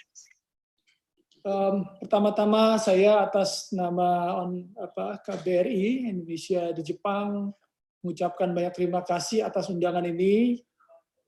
On behalf of the Embassy of Indonesia in Tokyo, I would like to express our deepest appreciation to BKKBN and the Embassy of Japan for hosting this wonderful event, and thank you for inviting our embassy here in Tokyo.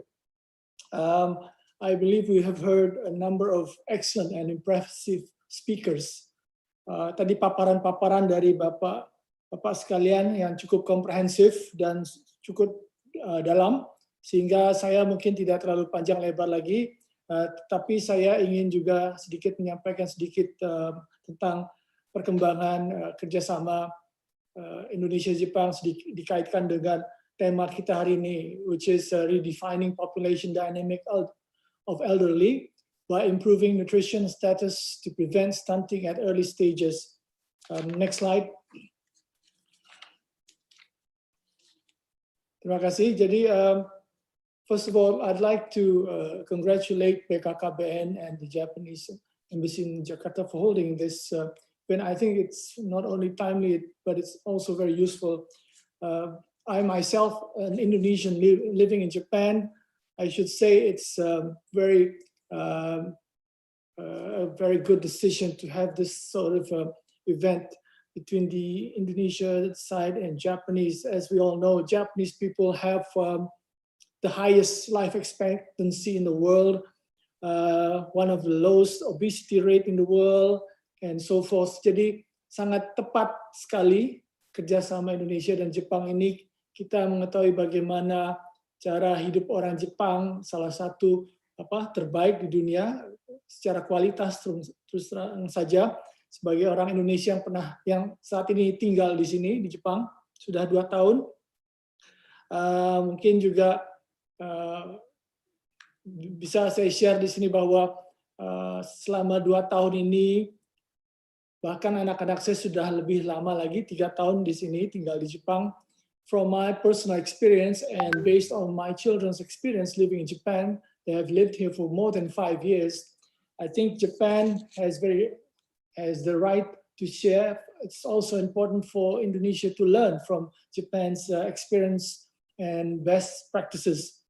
As we all know, and I found out that Japanese people from early age, they have been living a healthy life. They have been taught from childhood the guidelines of eating healthy foods, for example. Jadi anak-anak saya itu sejak usia kecil, waktu itu anak saya sempat SD dan SMP dan SMA, tumbuh di Jepang, mereka sadar apa-apa saja makanan sehat itu, dan di sekolah itu diajarkan bagaimana misalnya hidup sehat, konsumsinya, kalorinya berapa, jenis-jenis makanan yang perlu dikonsumsi, jadi banyak sekali yang bisa dipelajari. Jadi saya pikir kolaborasi ini sangat tepat dan relevan di era saat ini di mana isu kesehatan menjadi dominan sekali. Dan next slide. Next slide. Jadi tadi I think we have heard quite a lot from Ambassador Kanasugi Kenji about komparasi demografi ini between Indonesia and Japan, how Japan is right now facing aging society, a declining population. Sementara on the other side, Indonesia is actually experiencing a demographic bonus. Ini jadi kalau boleh saya bilang melengkapi, trying to complement Indonesia. We have an abundance of productive age. Anak-anak muda kita, we have a lot of young and growing population, and which are very productive. And at the same time, Japan, as we see it, is facing a declining population. And I don't want to elaborate further. Tadi sudah dipanjang lebar oleh Pak Dubes Kenji. Dan bahwa memang hidup masyarakat Jepang ini rata-rata sangat paling tertinggi di dunia. I said earlier that the Japanese people have one of the highest, if not the highest, life expectancy in the world. Ini due to their healthy life dan kebiasaan makan, pola dietary mereka yang cukup sehat. For your info, masyarakat Jepang ini memiliki semacam guideline for living a healthy life and consuming healthy food. Mereka punya guidance yang seperti berkonsumsi low in saturated fat atau lemak jenuh yang rendah, misalnya makan makanan yang berserat tinggi, mengurangi makanan dari processed food. Ini pengalaman saya sendiri dan termasuk keluarga saya, and including orang Indonesia ini kadang-kadang saya perhatikan minumnya juga banyak yang mengandung gula tinggi, sementara orang Jepang konsumsi gula itu tidak tinggi. Banyak minuman-minuman teh yang bahkan tidak pakai gula sama sekali dan sangat sehat. Ini kebiasaan-kebiasaan ini termasuk juga menjaga keseimbangan, konsumsi daging, tadi misalnya sayur segar, ikan, bahkan banyak yang fresh dikonsumsi oleh Jepang. Ini juga tentunya bagus untuk menambah daya tahan tubuh dan sebagainya. Next slide. Ya, saya ingin highlight gambar ini. This is during Prime Minister's of Japan first initial visit abroad. He visited Vietnam and then Indonesia during his first maiden trip abroad as Prime Minister of Japan. He was elected in September 2020, and then this visit took place in October, around a month after his appointment. Saya kebetulan I had the privilege of attending this meeting. In fact, I'm in that picture actually. Saya mendampingi Presiden Jokowi dan Perdana Menteri Suga. They had a very productive and fruitful meeting in Istana Bogor and discussed a lot of and comprehensive issues ranging from economic, political, social, and strategic issues between the two states. Kalau in a nutshell, dalam singkat, saya ingin sampaikan bahwa Indonesia, Japan are complementary, saling melengkapi. Indonesia memiliki abundance of natural resources, tenaga kerja yang produktif yang cukup banyak, dan Jepang at the same time have advanced technology, but also facing aging society.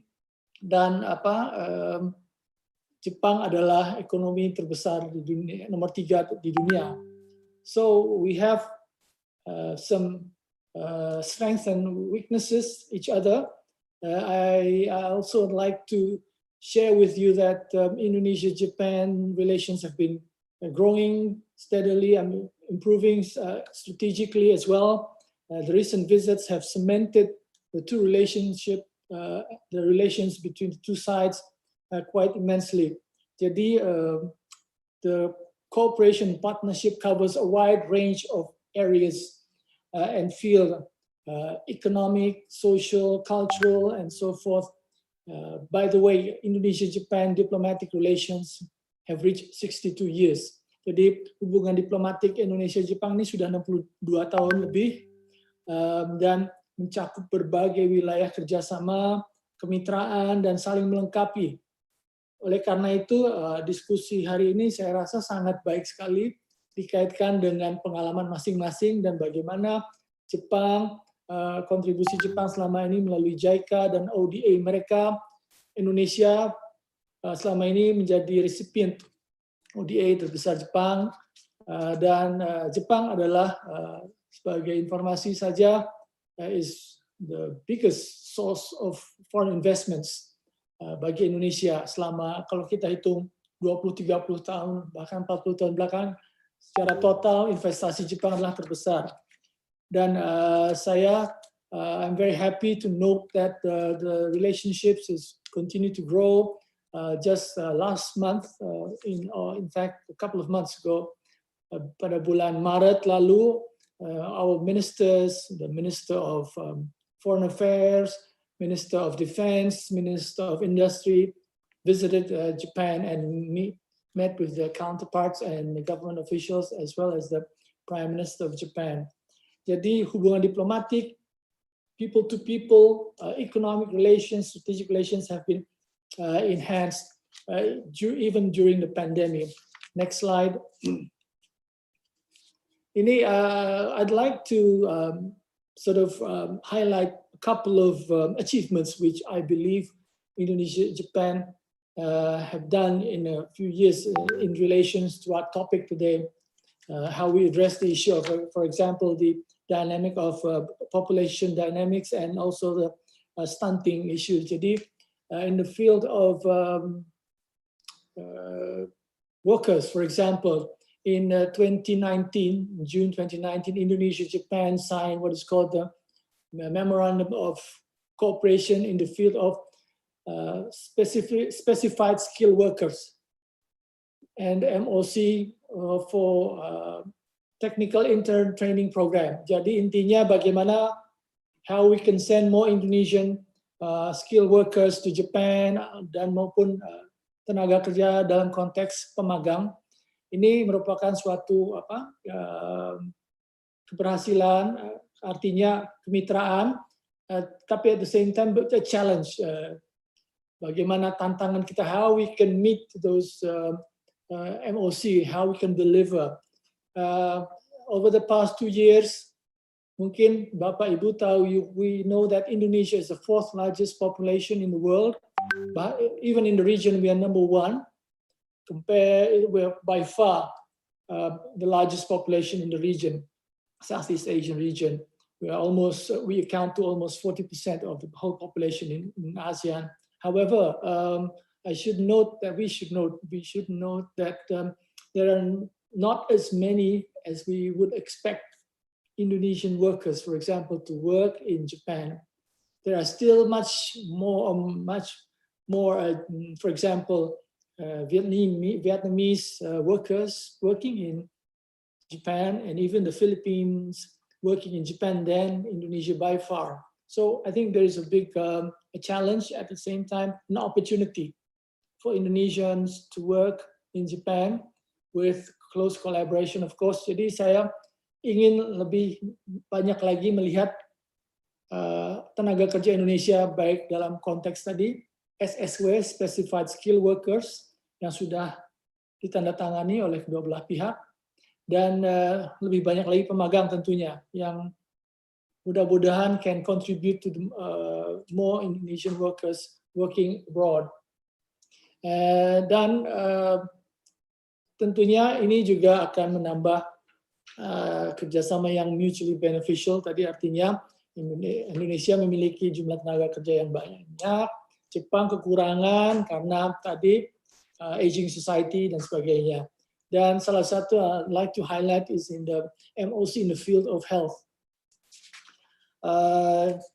Bisa lanjut mungkin ke slide berikutnya. Tadi ini saya sudah jelaskan bahwa in the next few years Jepang needs around 345,000 workers from abroad in the MOC atau in a number of sectors. I think there are around 14 sectors that Japan is opening up for more foreign workers. And MOC ini tidak hanya, it's not only signed by Indonesia and Japan, but also Japan and other 7 nations in the region.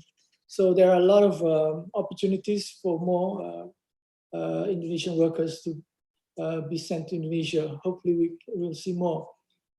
Next slide. Okay, this is a memorandum of cooperation in the field of health. So this is very much in line not only with what our topic is today, but also with the current situation, global pandemic. I think it's also important to address this issue as one of the priorities of the Indonesian government. So this was signed in 2019. I was a witness in the signing between Pak Menteri Terawan saat itu, Menteri Kesehatan, dengan Pak Dubes Isi dari Jepang. Saat itu di Jakarta, waktu itu signingnya online, saya menyaksikan. Basically, the MOC is wish to promote cooperation in the field of health as a matter of mutual interest. And one of the objectives of this memorandum is to establish a basis of cooperation between both sides in the field of health based on the principles of reciprocity and mutual benefit. Jadi intinya mengharapkan kerjasama ini, mengharapkan apa ya, yang saling menguntungkan tentunya berdasarkan kebutuhan masing-masing dan kedua belah pihak untuk mengintensifkan kerjasamanya. Dan area kerjasamanya or the areas of cooperation itu include pharmaceutical and medical devices, jadi farmasi dan alat-alat kesehatan, termasuk human resources development, sumber daya manusianya, bagaimana meningkatkan misalnya jasa kedokteran, jasa nurse dan sebagainya, healthcare services, jasa kesehatan juga, misalnya tadi saya sampaikan untuk sektor SSW itu salah satu kebutuhan di Jepang yang cukup besar adalah di bidang caregivers, for example. So in Japan it's quite a lot of caregivers atau tenaga perawat orang tua dan sebagainya. Dan saya pikir masyarakat Indonesia memiliki kemampuan untuk memenuhi pasar tersebut, hanya perlu training sedikit khususnya dalam bahasa Jepang. Karena akan sulit untuk bekerja di daerah-daerah seperti apalagi terkait dengan jasa kesehatan kalau tidak memiliki bahasa Jepang yang adequate or sufficient. Jadi the other areas of cooperation include elderly care services, disease prevention and control, environmental health, dan bentuk-bentuk the forms of cooperation and in the MOC is as stipulated in the MOC include jadi kerjasamanya, bentuk kerjasama misalnya exchange of visits between officials, health experts, private sector dari kedua belah pihak. So I hope that in the future BKKBN officials and Japanese officials can send each other or have exchange visits. I know at this moment it's very difficult to visit or travel abroad, but hopefully once the pandemic is over, we will see more BKKBN visiting Japan. Like I said, Japan is a very perfect place to study the comparative study. And as you know, you can also visit. We really appreciate JICA's effort in the last 50 years. They have put a lot of resources for Indonesia and to support our efforts in the development of people. And also forms of other cooperation is training and capacity building. Today we have talked a lot about stunting, how Japan is overcoming of stunting. Before it was high, but now it's very low, one of the best in the world. So Indonesians, we can learn a lot from Japan's experience, how to live a healthy life, to promote life expectancy. To be honest, saya sebagai orang Indonesia yang tinggal di Jepang sudah lebih dari 2 tahun, menyaksikan a lot of the Japanese people, they have a very slim body. Jadi badan mereka kebanyakan slim. Jadi nggak banyak sekali orang yang overweight kecuali mungkin sumo wrestlers, kecuali pegulat sumo ya. Jadi masyarakat Jepang ini sangat ideal kalau menurut saya. Saya telah ditempatkan di beberapa negara dan menyaksikan kalau misalnya sebagai perbandingan obesity atau overweight di Jepang itu di bawah 4%, baik for male maupun female. Sementara for Amerika itu antara 38% sampai 41%, 10 kali lipat. Artinya sangat berbeda. Jadi saya sangat impressed dengan apa yang digagas oleh BKKBN and the Japanese Embassy in Tokyo ini. Saya harapkan ada kerjasama konkret, khususnya tadi di bidang kesehatan, sehingga baik penanganan untuk stunting dan termasuk kesehatan masyarakat dapat ditingkatkan di Indonesia. Next slide. Nah ini who are the stakeholders? For Indonesia, we believe that the most effective collaboration partnership is not only among governments, but also including the private sector, business, as well as the academics. We know it as Triple Helix, Indonesia, Japan. So this is something that Indonesia, Japan, and also including our embassy in Tokyo have been trying to promote. As we speak, just earlier this morning, our ambassador is also having the same conference, and also how we promote academics, private sector and government relationship, and strengthen the collaboration so that it will be more effective in pursuing our common goal. Next slide. Then these are just some of our roles. The role of the Embassy of Indonesia, peran KBRI. Amongst them adalah selain berdiplomasi tentunya to promote the MOC, mensosialisasikan MOC, mendorong realisasi agar kerjasama dapat menjadi konkret dan sesuai dengan kebutuhan masing-masing, apalagi di era pandemi ini, dan melalui berbagai platform. Memang saat ini banyak platform khususnya melalui online dan sebagainya, melalui biasanya kalau enggak situasi COVID ini kita KBRI mengarrange atau mengatur one-on-one meeting, for example, dan business matching dan sebagainya. Tapi karena situasi COVID saat ini tentunya ada sedikit keterbatasan. Next slide.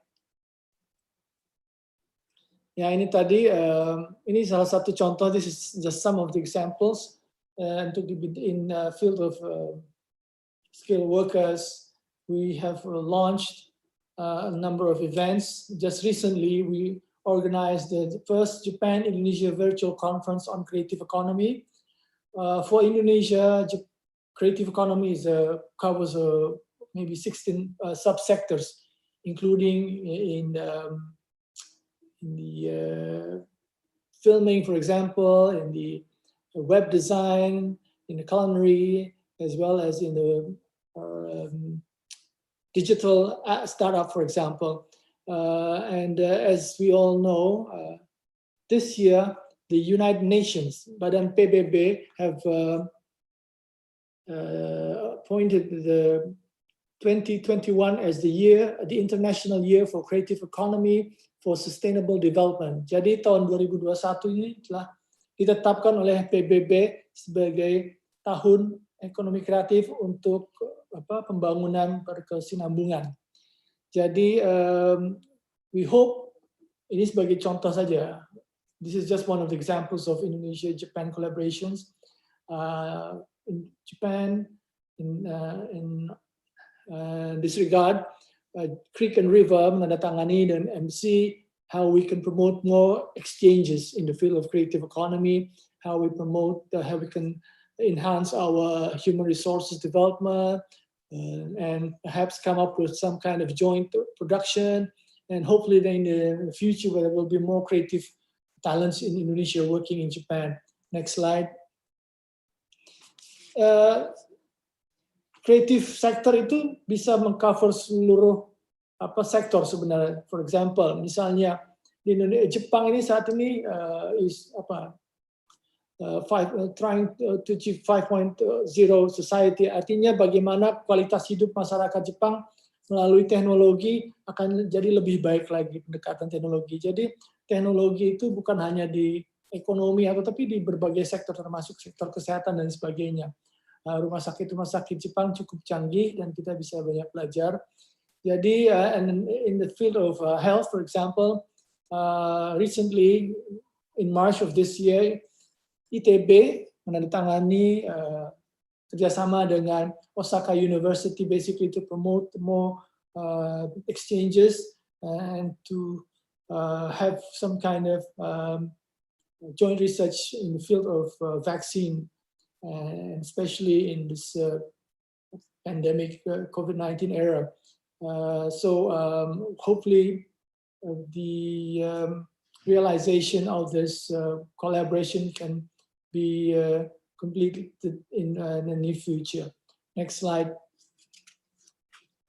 Ya, ini salah satu yang dibahas Indonesia Jepang. Mudah-mudahan in the near future as well between Badan POM atau Badan Penanganan Obat dan Makanan Indonesia bekerjasama dengan MHLW atau Ministry of Health, Labor and Welfare dapat menyelesaikan MOC karena masih draft saat ini meliputi kerjasama untuk penanganan penyakit atau obat-obatan dan alat produk kesehatan dan sebagainya. Next slide. Ini juga beberapa waktu yang lalu JISTEC atau Japan Science and Technology Exchange Center mengadakan semacam research kerjasama untuk exchange sebenarnya. Jadi waktu itu intinya kedua belah pihak dalam hal ini diwakili oleh Hokkaido University, Kobe University ingin melihat semacam ada zoonosis center di Indonesia untuk penelitian. Jadi saat itu KBRI or the Embassy of Indonesia facilitated a meeting, an online meeting to how to intensify cooperation and collaboration between researchers. Intinya antara peneliti-peneliti Indonesia dengan peneliti-peneliti Jepang. Saat itu hadir dari Indonesia ada peneliti dari UI, UGM, dari belahan Indonesia lainnya, misalnya dari NTT saat itu, NTB, ada dari Aceh, dan bahkan dari Universitas di Papua, Cendrawasih, dalam hal bagaimana meningkatkan kerjasama riset. Jadi JISTEC ini lembaga di Jepang yang mendukung kolaborasi dan kerjasama internasional juga antara researcher. Next slide. Ya, ini juga sebagaimana kita ketahui Jepang merupakan salah satu negara yang mendukung terbentuknya ASEAN Center for Public Health, Emergency and Emerging Diseases. Mudah-mudahan kita masih berusaha agar pusatnya nanti akan berdiri di Indonesia dengan dukungan negara-negara ASEAN lainnya. Basically ini adalah pusat kawasan yang didukung oleh ASEAN dan mitra ASEAN termasuk Jepang dapat ikut berkontribusi bagi penanganan misalnya kasus-kasus pandemi saat ini. Ini masih dalam proses. Next slide. Ini adalah bentuk kerjasama tadi yang kita harapkan tentunya Indonesia Jepang ada semacam uji klinis atau co-production vaksin penanganan COVID-19. Mudah-mudahan saja, ini kita masih dalam tahap pembahasan. Next slide. Nah, ini peluang kerjasama. Tadi saya berharap bahwa kondisi demografi yang ada dalam yang kita hadapi saat ini menjadi semacam potensi. Jadi memang tadi ada peluang dan tantangan. Tadi ada aging society, ada demographic bonus, itu saling melengkapi. Dan tentunya dengan payung kerjasama tadi baik di sektor tenaga kerja maupun kesehatan ini menjadi modal dasar untuk lebih intensif lagi, mudah-mudahan bisa dimanfaatkan oleh teman-teman di BKKBN dan embassy di KBRI di Jepang sudah pasti siap mendukung, karena embassy Jepang di Jakarta sudah mendukung BKKBN, dan KBRI di Tokyo tentunya tidak mau kalah, kan terus mendukung BKKBN ini juga untuk mewujudkan tadi mengatasi masalah dan menjadi prioritas nasional bagaimana mengatasi stunting tadi. Dan next slide. Slide berikutnya.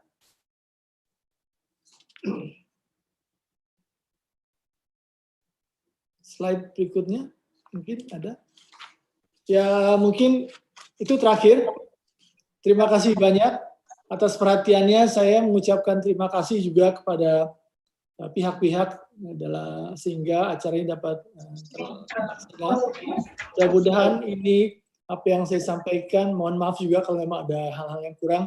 Saya harapkan ini kerjasama Jepang Indonesia ini semakin meningkat di masa yang akan datang. Terima kasih. Assalamualaikum warahmatullahi wabarakatuh. Waalaikumsalam warahmatullahi wabarakatuh. Thank you very much, His Excellency Mr. Tri Purnajaya, for the insightful and amazing presentation on diplomacy of cooperation between the government of the Republic of Indonesia and the government of Japan. Thank you very much, His Excellency. This presentation enlisting all joint cooperation program or MOC between Indonesia and Japan. Thank you. And now we entering the question and answer session. We only have 10 minutes left for this session. We would like to answer some questions submitted during today's presentation. Due to time constraint, we apologize.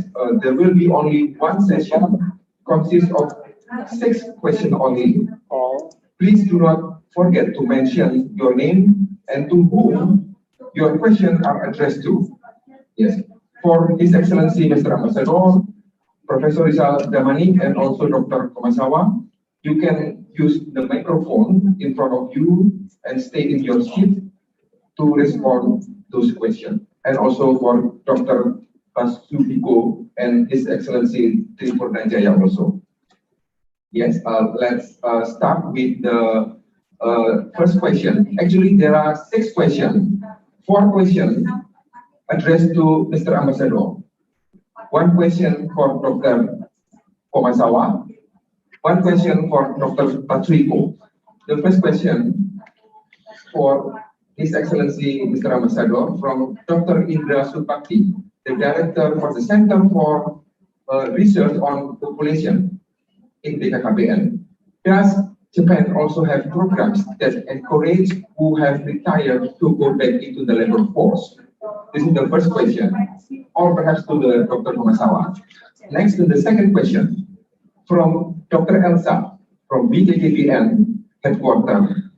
Question to His Excellency Mr. Ambassador. What is the early step to implement healthcare system and long-term care for elderly? What is the difficulty when implementing this system? Yes, this is the second question for the Mr. Ambassador, or perhaps for the Dr. Komasawa also. Thank you. Yes, and the third question from Ibu Nani from West Sumatra province. So this is from outside Jakarta, Mr. Ambassador, because we rely from nationwide. The question to area. So this for Dr. Komasawa. I heard that area is one of the organizations concerned on research. Is there any chance to collaborate with our research directorate in BKKBN, especially research on stunting issue? This is the third question for Dr. Komasawa. The fourth question from Ibu Niti from BKKBN headquarters. Question to Mr. Tatsuhiko di JICA. How then a maternal child and neonatal health handbook in Japan could reach the community who help them? Yes, this is the question. One question for Dr. Tatsuhiko from JICA. And then the fifth question, Ibu Siti from BKKBN of South Sulawesi Province. Yes. The question to His Excellency Mr. Ambassador. As I know, JICA is Japan donor agency, help or assist many developing countries. Is there opportunity to gain support from JICA for BKKBN in reducing stunting? This is the question to Mr. Ambassador. And the last question from Mr. Andi from BKKBN in Jakarta Province. The question addressed to Mr. Ambassador. What is the program for poor family who have children in Japan as an effort to ensure their children meet their nutritional needs? Yes, thank you very much. That's all 6 questions. And then we would like to request the honor, Mr. Ambassador, to respond to the question first. Thank you. Oh, Dr. Komasawa, thank you.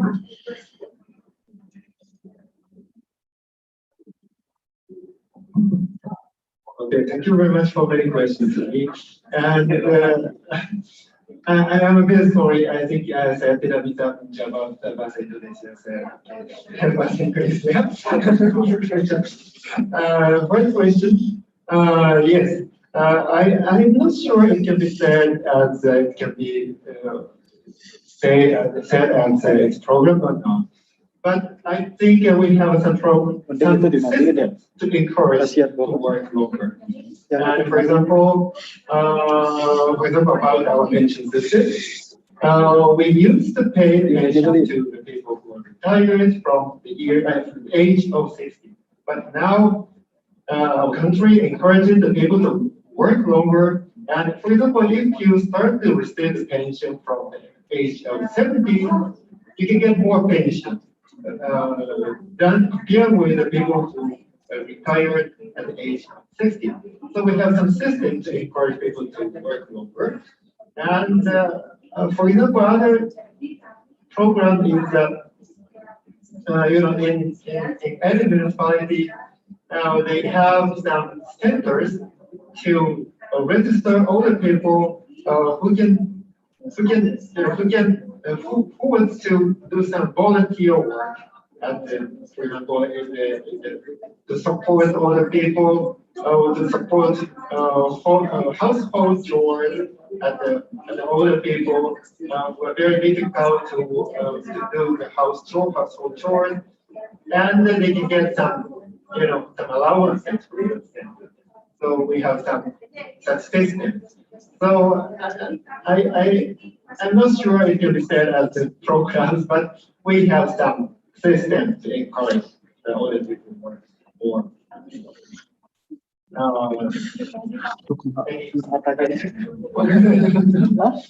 Second question. Okay. And second one, what is the rules that we have? Oh, it's very, a very critical question, I think. And actually, I included this topic in my slide, but I skipped the explanation. So you can watch YouTube again, so you can see my slide. But I can say, the most important thing is that, the cooperation among the citizens. I think that is the most important. We started the universal medical insurance system in 1961. It was more than 50 years ago, a half century ago. And if it's implemented, everybody has to pay some contributions to the insurance system because it's compulsory insurance system. So that even the government has to get understanding of each national citizen. So such effort to to let the people understand why this system is very important. Such effort is very important. Of course, it should be, everybody should work together for that purpose, including, of course, the, ordinary people and the politicians, the government officials. So everybody should go for it. And as I talked in my presentation, it was so challenging to start long-term care system for older people. So it started in 2000, the year 2000. After that, everybody who are 40 years old or older had to start to pay some beberapa ratus ribu rupiah. It's a very big burden for older people. So, but since 1990s or 1980s, the government and the including media try to get understanding of older people, ordinary people. So that is I said it's a kind of miracle that we could start this system. But such understanding is very, very important to start such system. Yeah, very good. Yeah. Nomor 3. Oh, yes. You should be very interested. Actually, we have some contributions for the Ministry of Health. That is why I'm here. But actually, we have 3 contributions from Ministry of Health. And the topic of number 1 is the population aging and local care. And number 2 is the capacity building of medical professionals. And number 3 is the clinical trials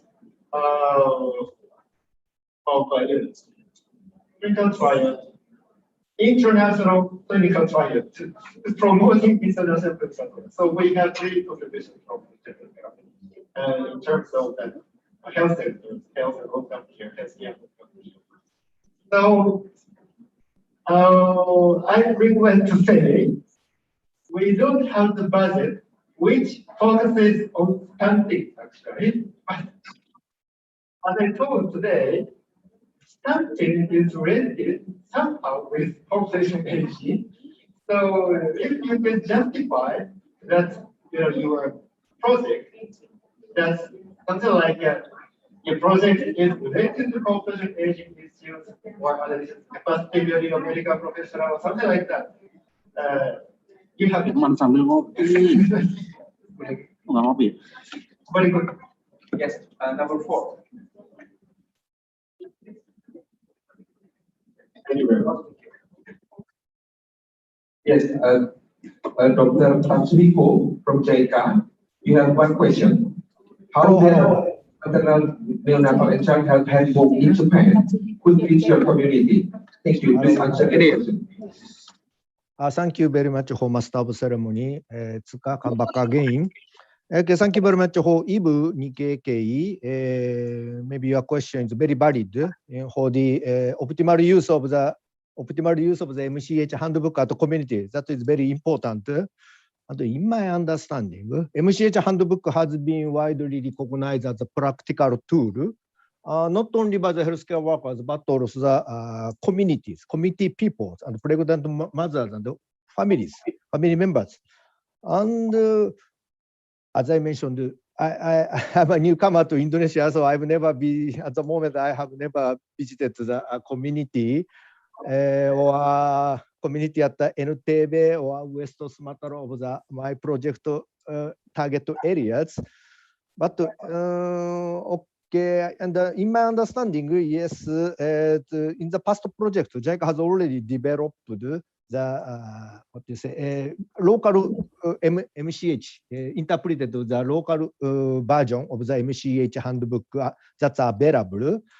Also, our project is under development of the sort of the education material for the little baby handbook. It's a guideline that's designed to the healthcare workers. But future, I think I'll be giving opportunity to make a field business trip to check the field. And if I should find the more brief document or summary document, whatever the easy to educate or have deepened understanding by the community people, maybe I'm going to make the another document to increase awareness of the community. Yes, I'm coming back to you later after making a field visit. Anyway, we already have some tool to help deepen the understanding of the healthcare worker of the KADU, the community people. Thank you. I'm sure Thank you. I'm answering the question. Thank you, Dr. Katsuhiko, for your answering question. And then now the next question to Dr. Komasawa. To His Excellency. Yes, thank you very much for all the questions. I left our experts to explain more details because they are experts and they are better than I do. As to this question about JICA, yes, since we established a diplomatic relationship back in 1958, Japan has been here to contribute to economic development in Indonesia and improve the quality of life of Indonesian people. And JICA is one of the important agencies to help develop Indonesia. So if, I'm not quite sure whether specifically speaking on stunting, JICA can contribute to any sort of opportunities to improve the problems. But we are very much happy to receive your questions or whatever your request may be, and you can get in touch with JICA directly or through our embassy here in Jakarta. So that's what I would like to answer to this question. Thank you. Thank you.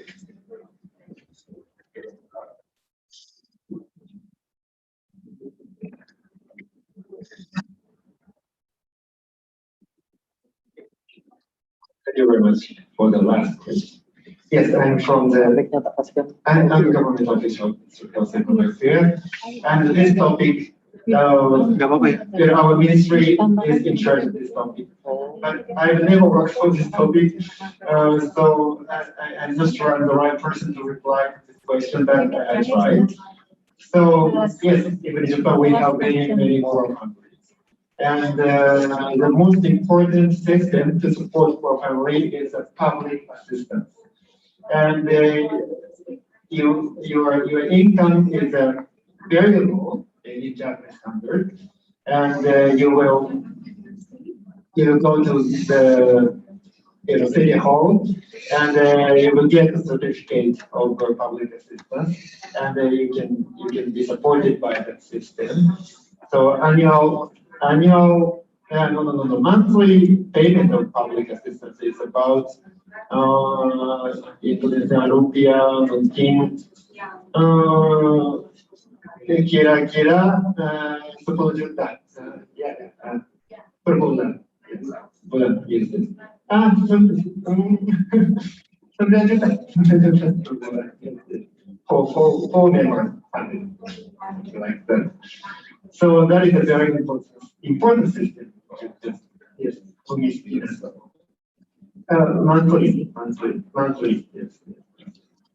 And other than that, we have some, grassroots activities to support by NGOs or something like that.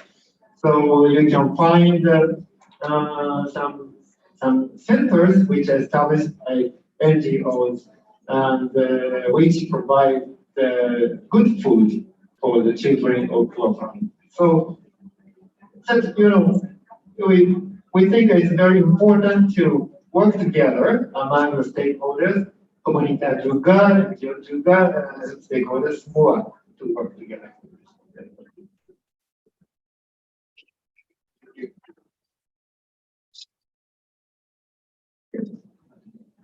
Excellencies, ladies and gentlemen, we would like to thank all the panelists for answering all questions raised by the audience and for the great presentation. Again, it was a pleasure to have you with us. Excellencies, ladies and gentlemen, before we conclude our meeting this morning, we would like to invite the Honorable Professor Rizal Martua Damani to present a token of appreciation to our guest of honor, the Ambassador of Japan to the Republic of Indonesia, His Excellency Mr. Kanasuki Keiji, and then followed by the photo session together with Mr. Osuke Komusawa. To Professor Rizal Martua Damani and Mr. Kanasuki Keiji, could you please stand up to the stage, accompanied by Dr. Komusawa.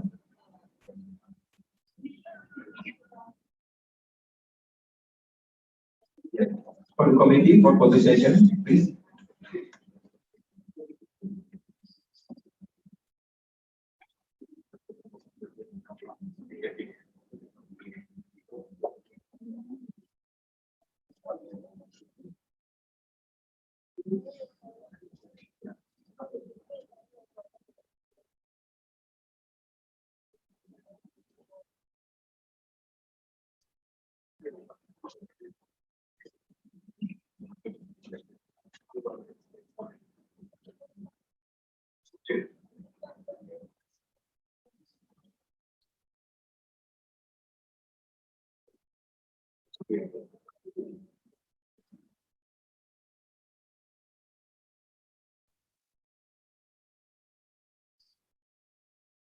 Excellencies and distinguished guests, ladies and gentlemen, now we are coming to the closing session. We kindly request the Honorable Professor Rizal Martua Damani, PhD, the Deputy Chairman of BKKBN of the Republic of Indonesia for Training, Research and Development, to deliver his closing remarks. We kindly invite the Honorable Deputy, Mr. Professor Rizal Martua Damani. The time is yours.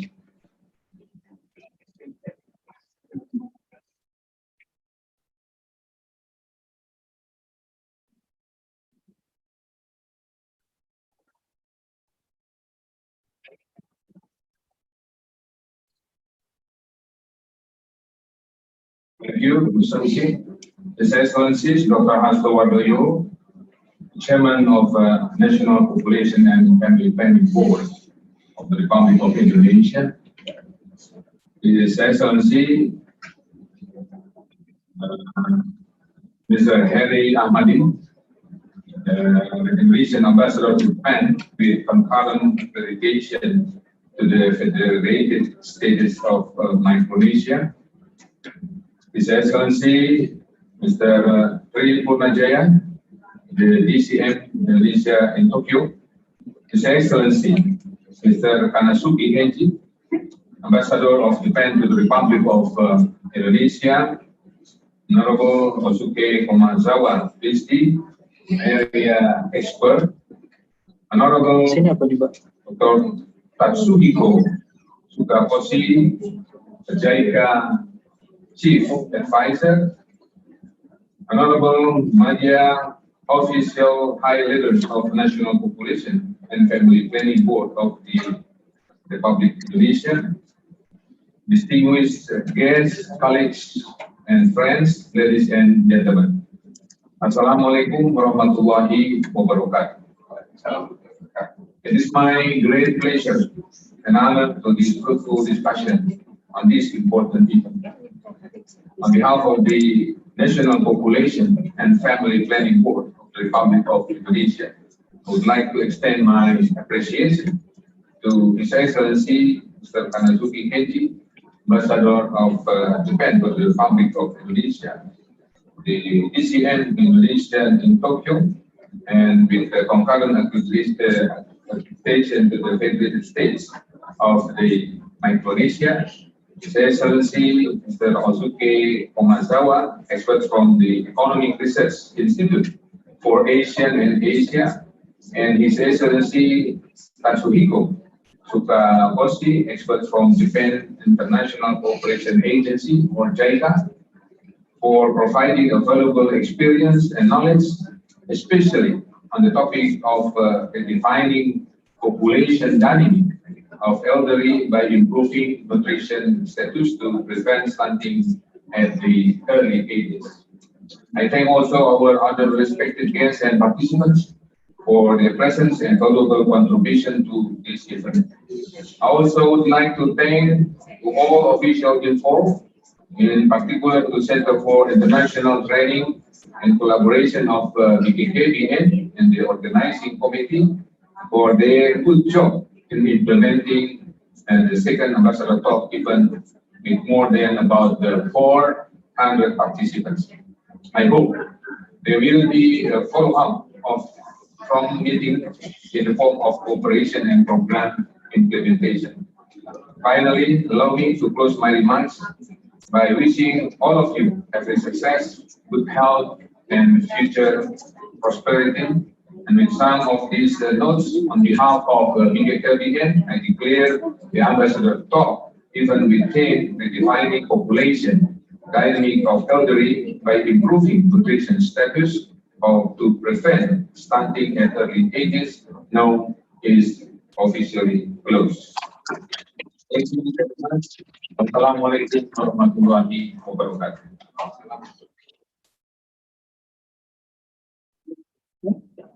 Okay. Excellencies, ladies and gentlemen, that's all to wrap up our session on the Ambassador Talks program conducted by BKKBN of the Republic of Indonesia. We would like to convey our gratitude for your kind attendance. But beforehand, for those ladies and gentlemen who are joining virtually, for our documentation, could you please open your video view for a virtual group photo before we close this event? Could you please open your video now? And please, for the committee to take the picture by now. Are you ready now, Bapak Ibu? Yes, good, great. Only 3 left who hasn't opened his or her video. Okay, I will count backward. 3, 2, 1, now. Okay. So we went. Okay, Buranti, are you ready? Yeah, because there's can't find. Oh, fine. Okay. Okay. Batch 1. Yeah. Okay. 3, 2, 1, now. Thank you. And then batch number 2. Yes. Because almost 400, His Excellency, the participant. Batch number 2. I will count backward. 3, 2, 1, now. Okay. Is there anything else, Buranti? Yes. Batch number 3. I will count backward. 3, 2, 1, now. Okay. Is there anything else? Okay. Batch number 4. I will count backward. 3, 2, 1, now. Yes? Okay. Good. Very good. Thank you very much. And lastly, as the committee, we apologize for any inconvenience during the conduct of this event. Thank you very much. Let me say here, Ansen, o kakuho site itadaki arigato gozaimasu.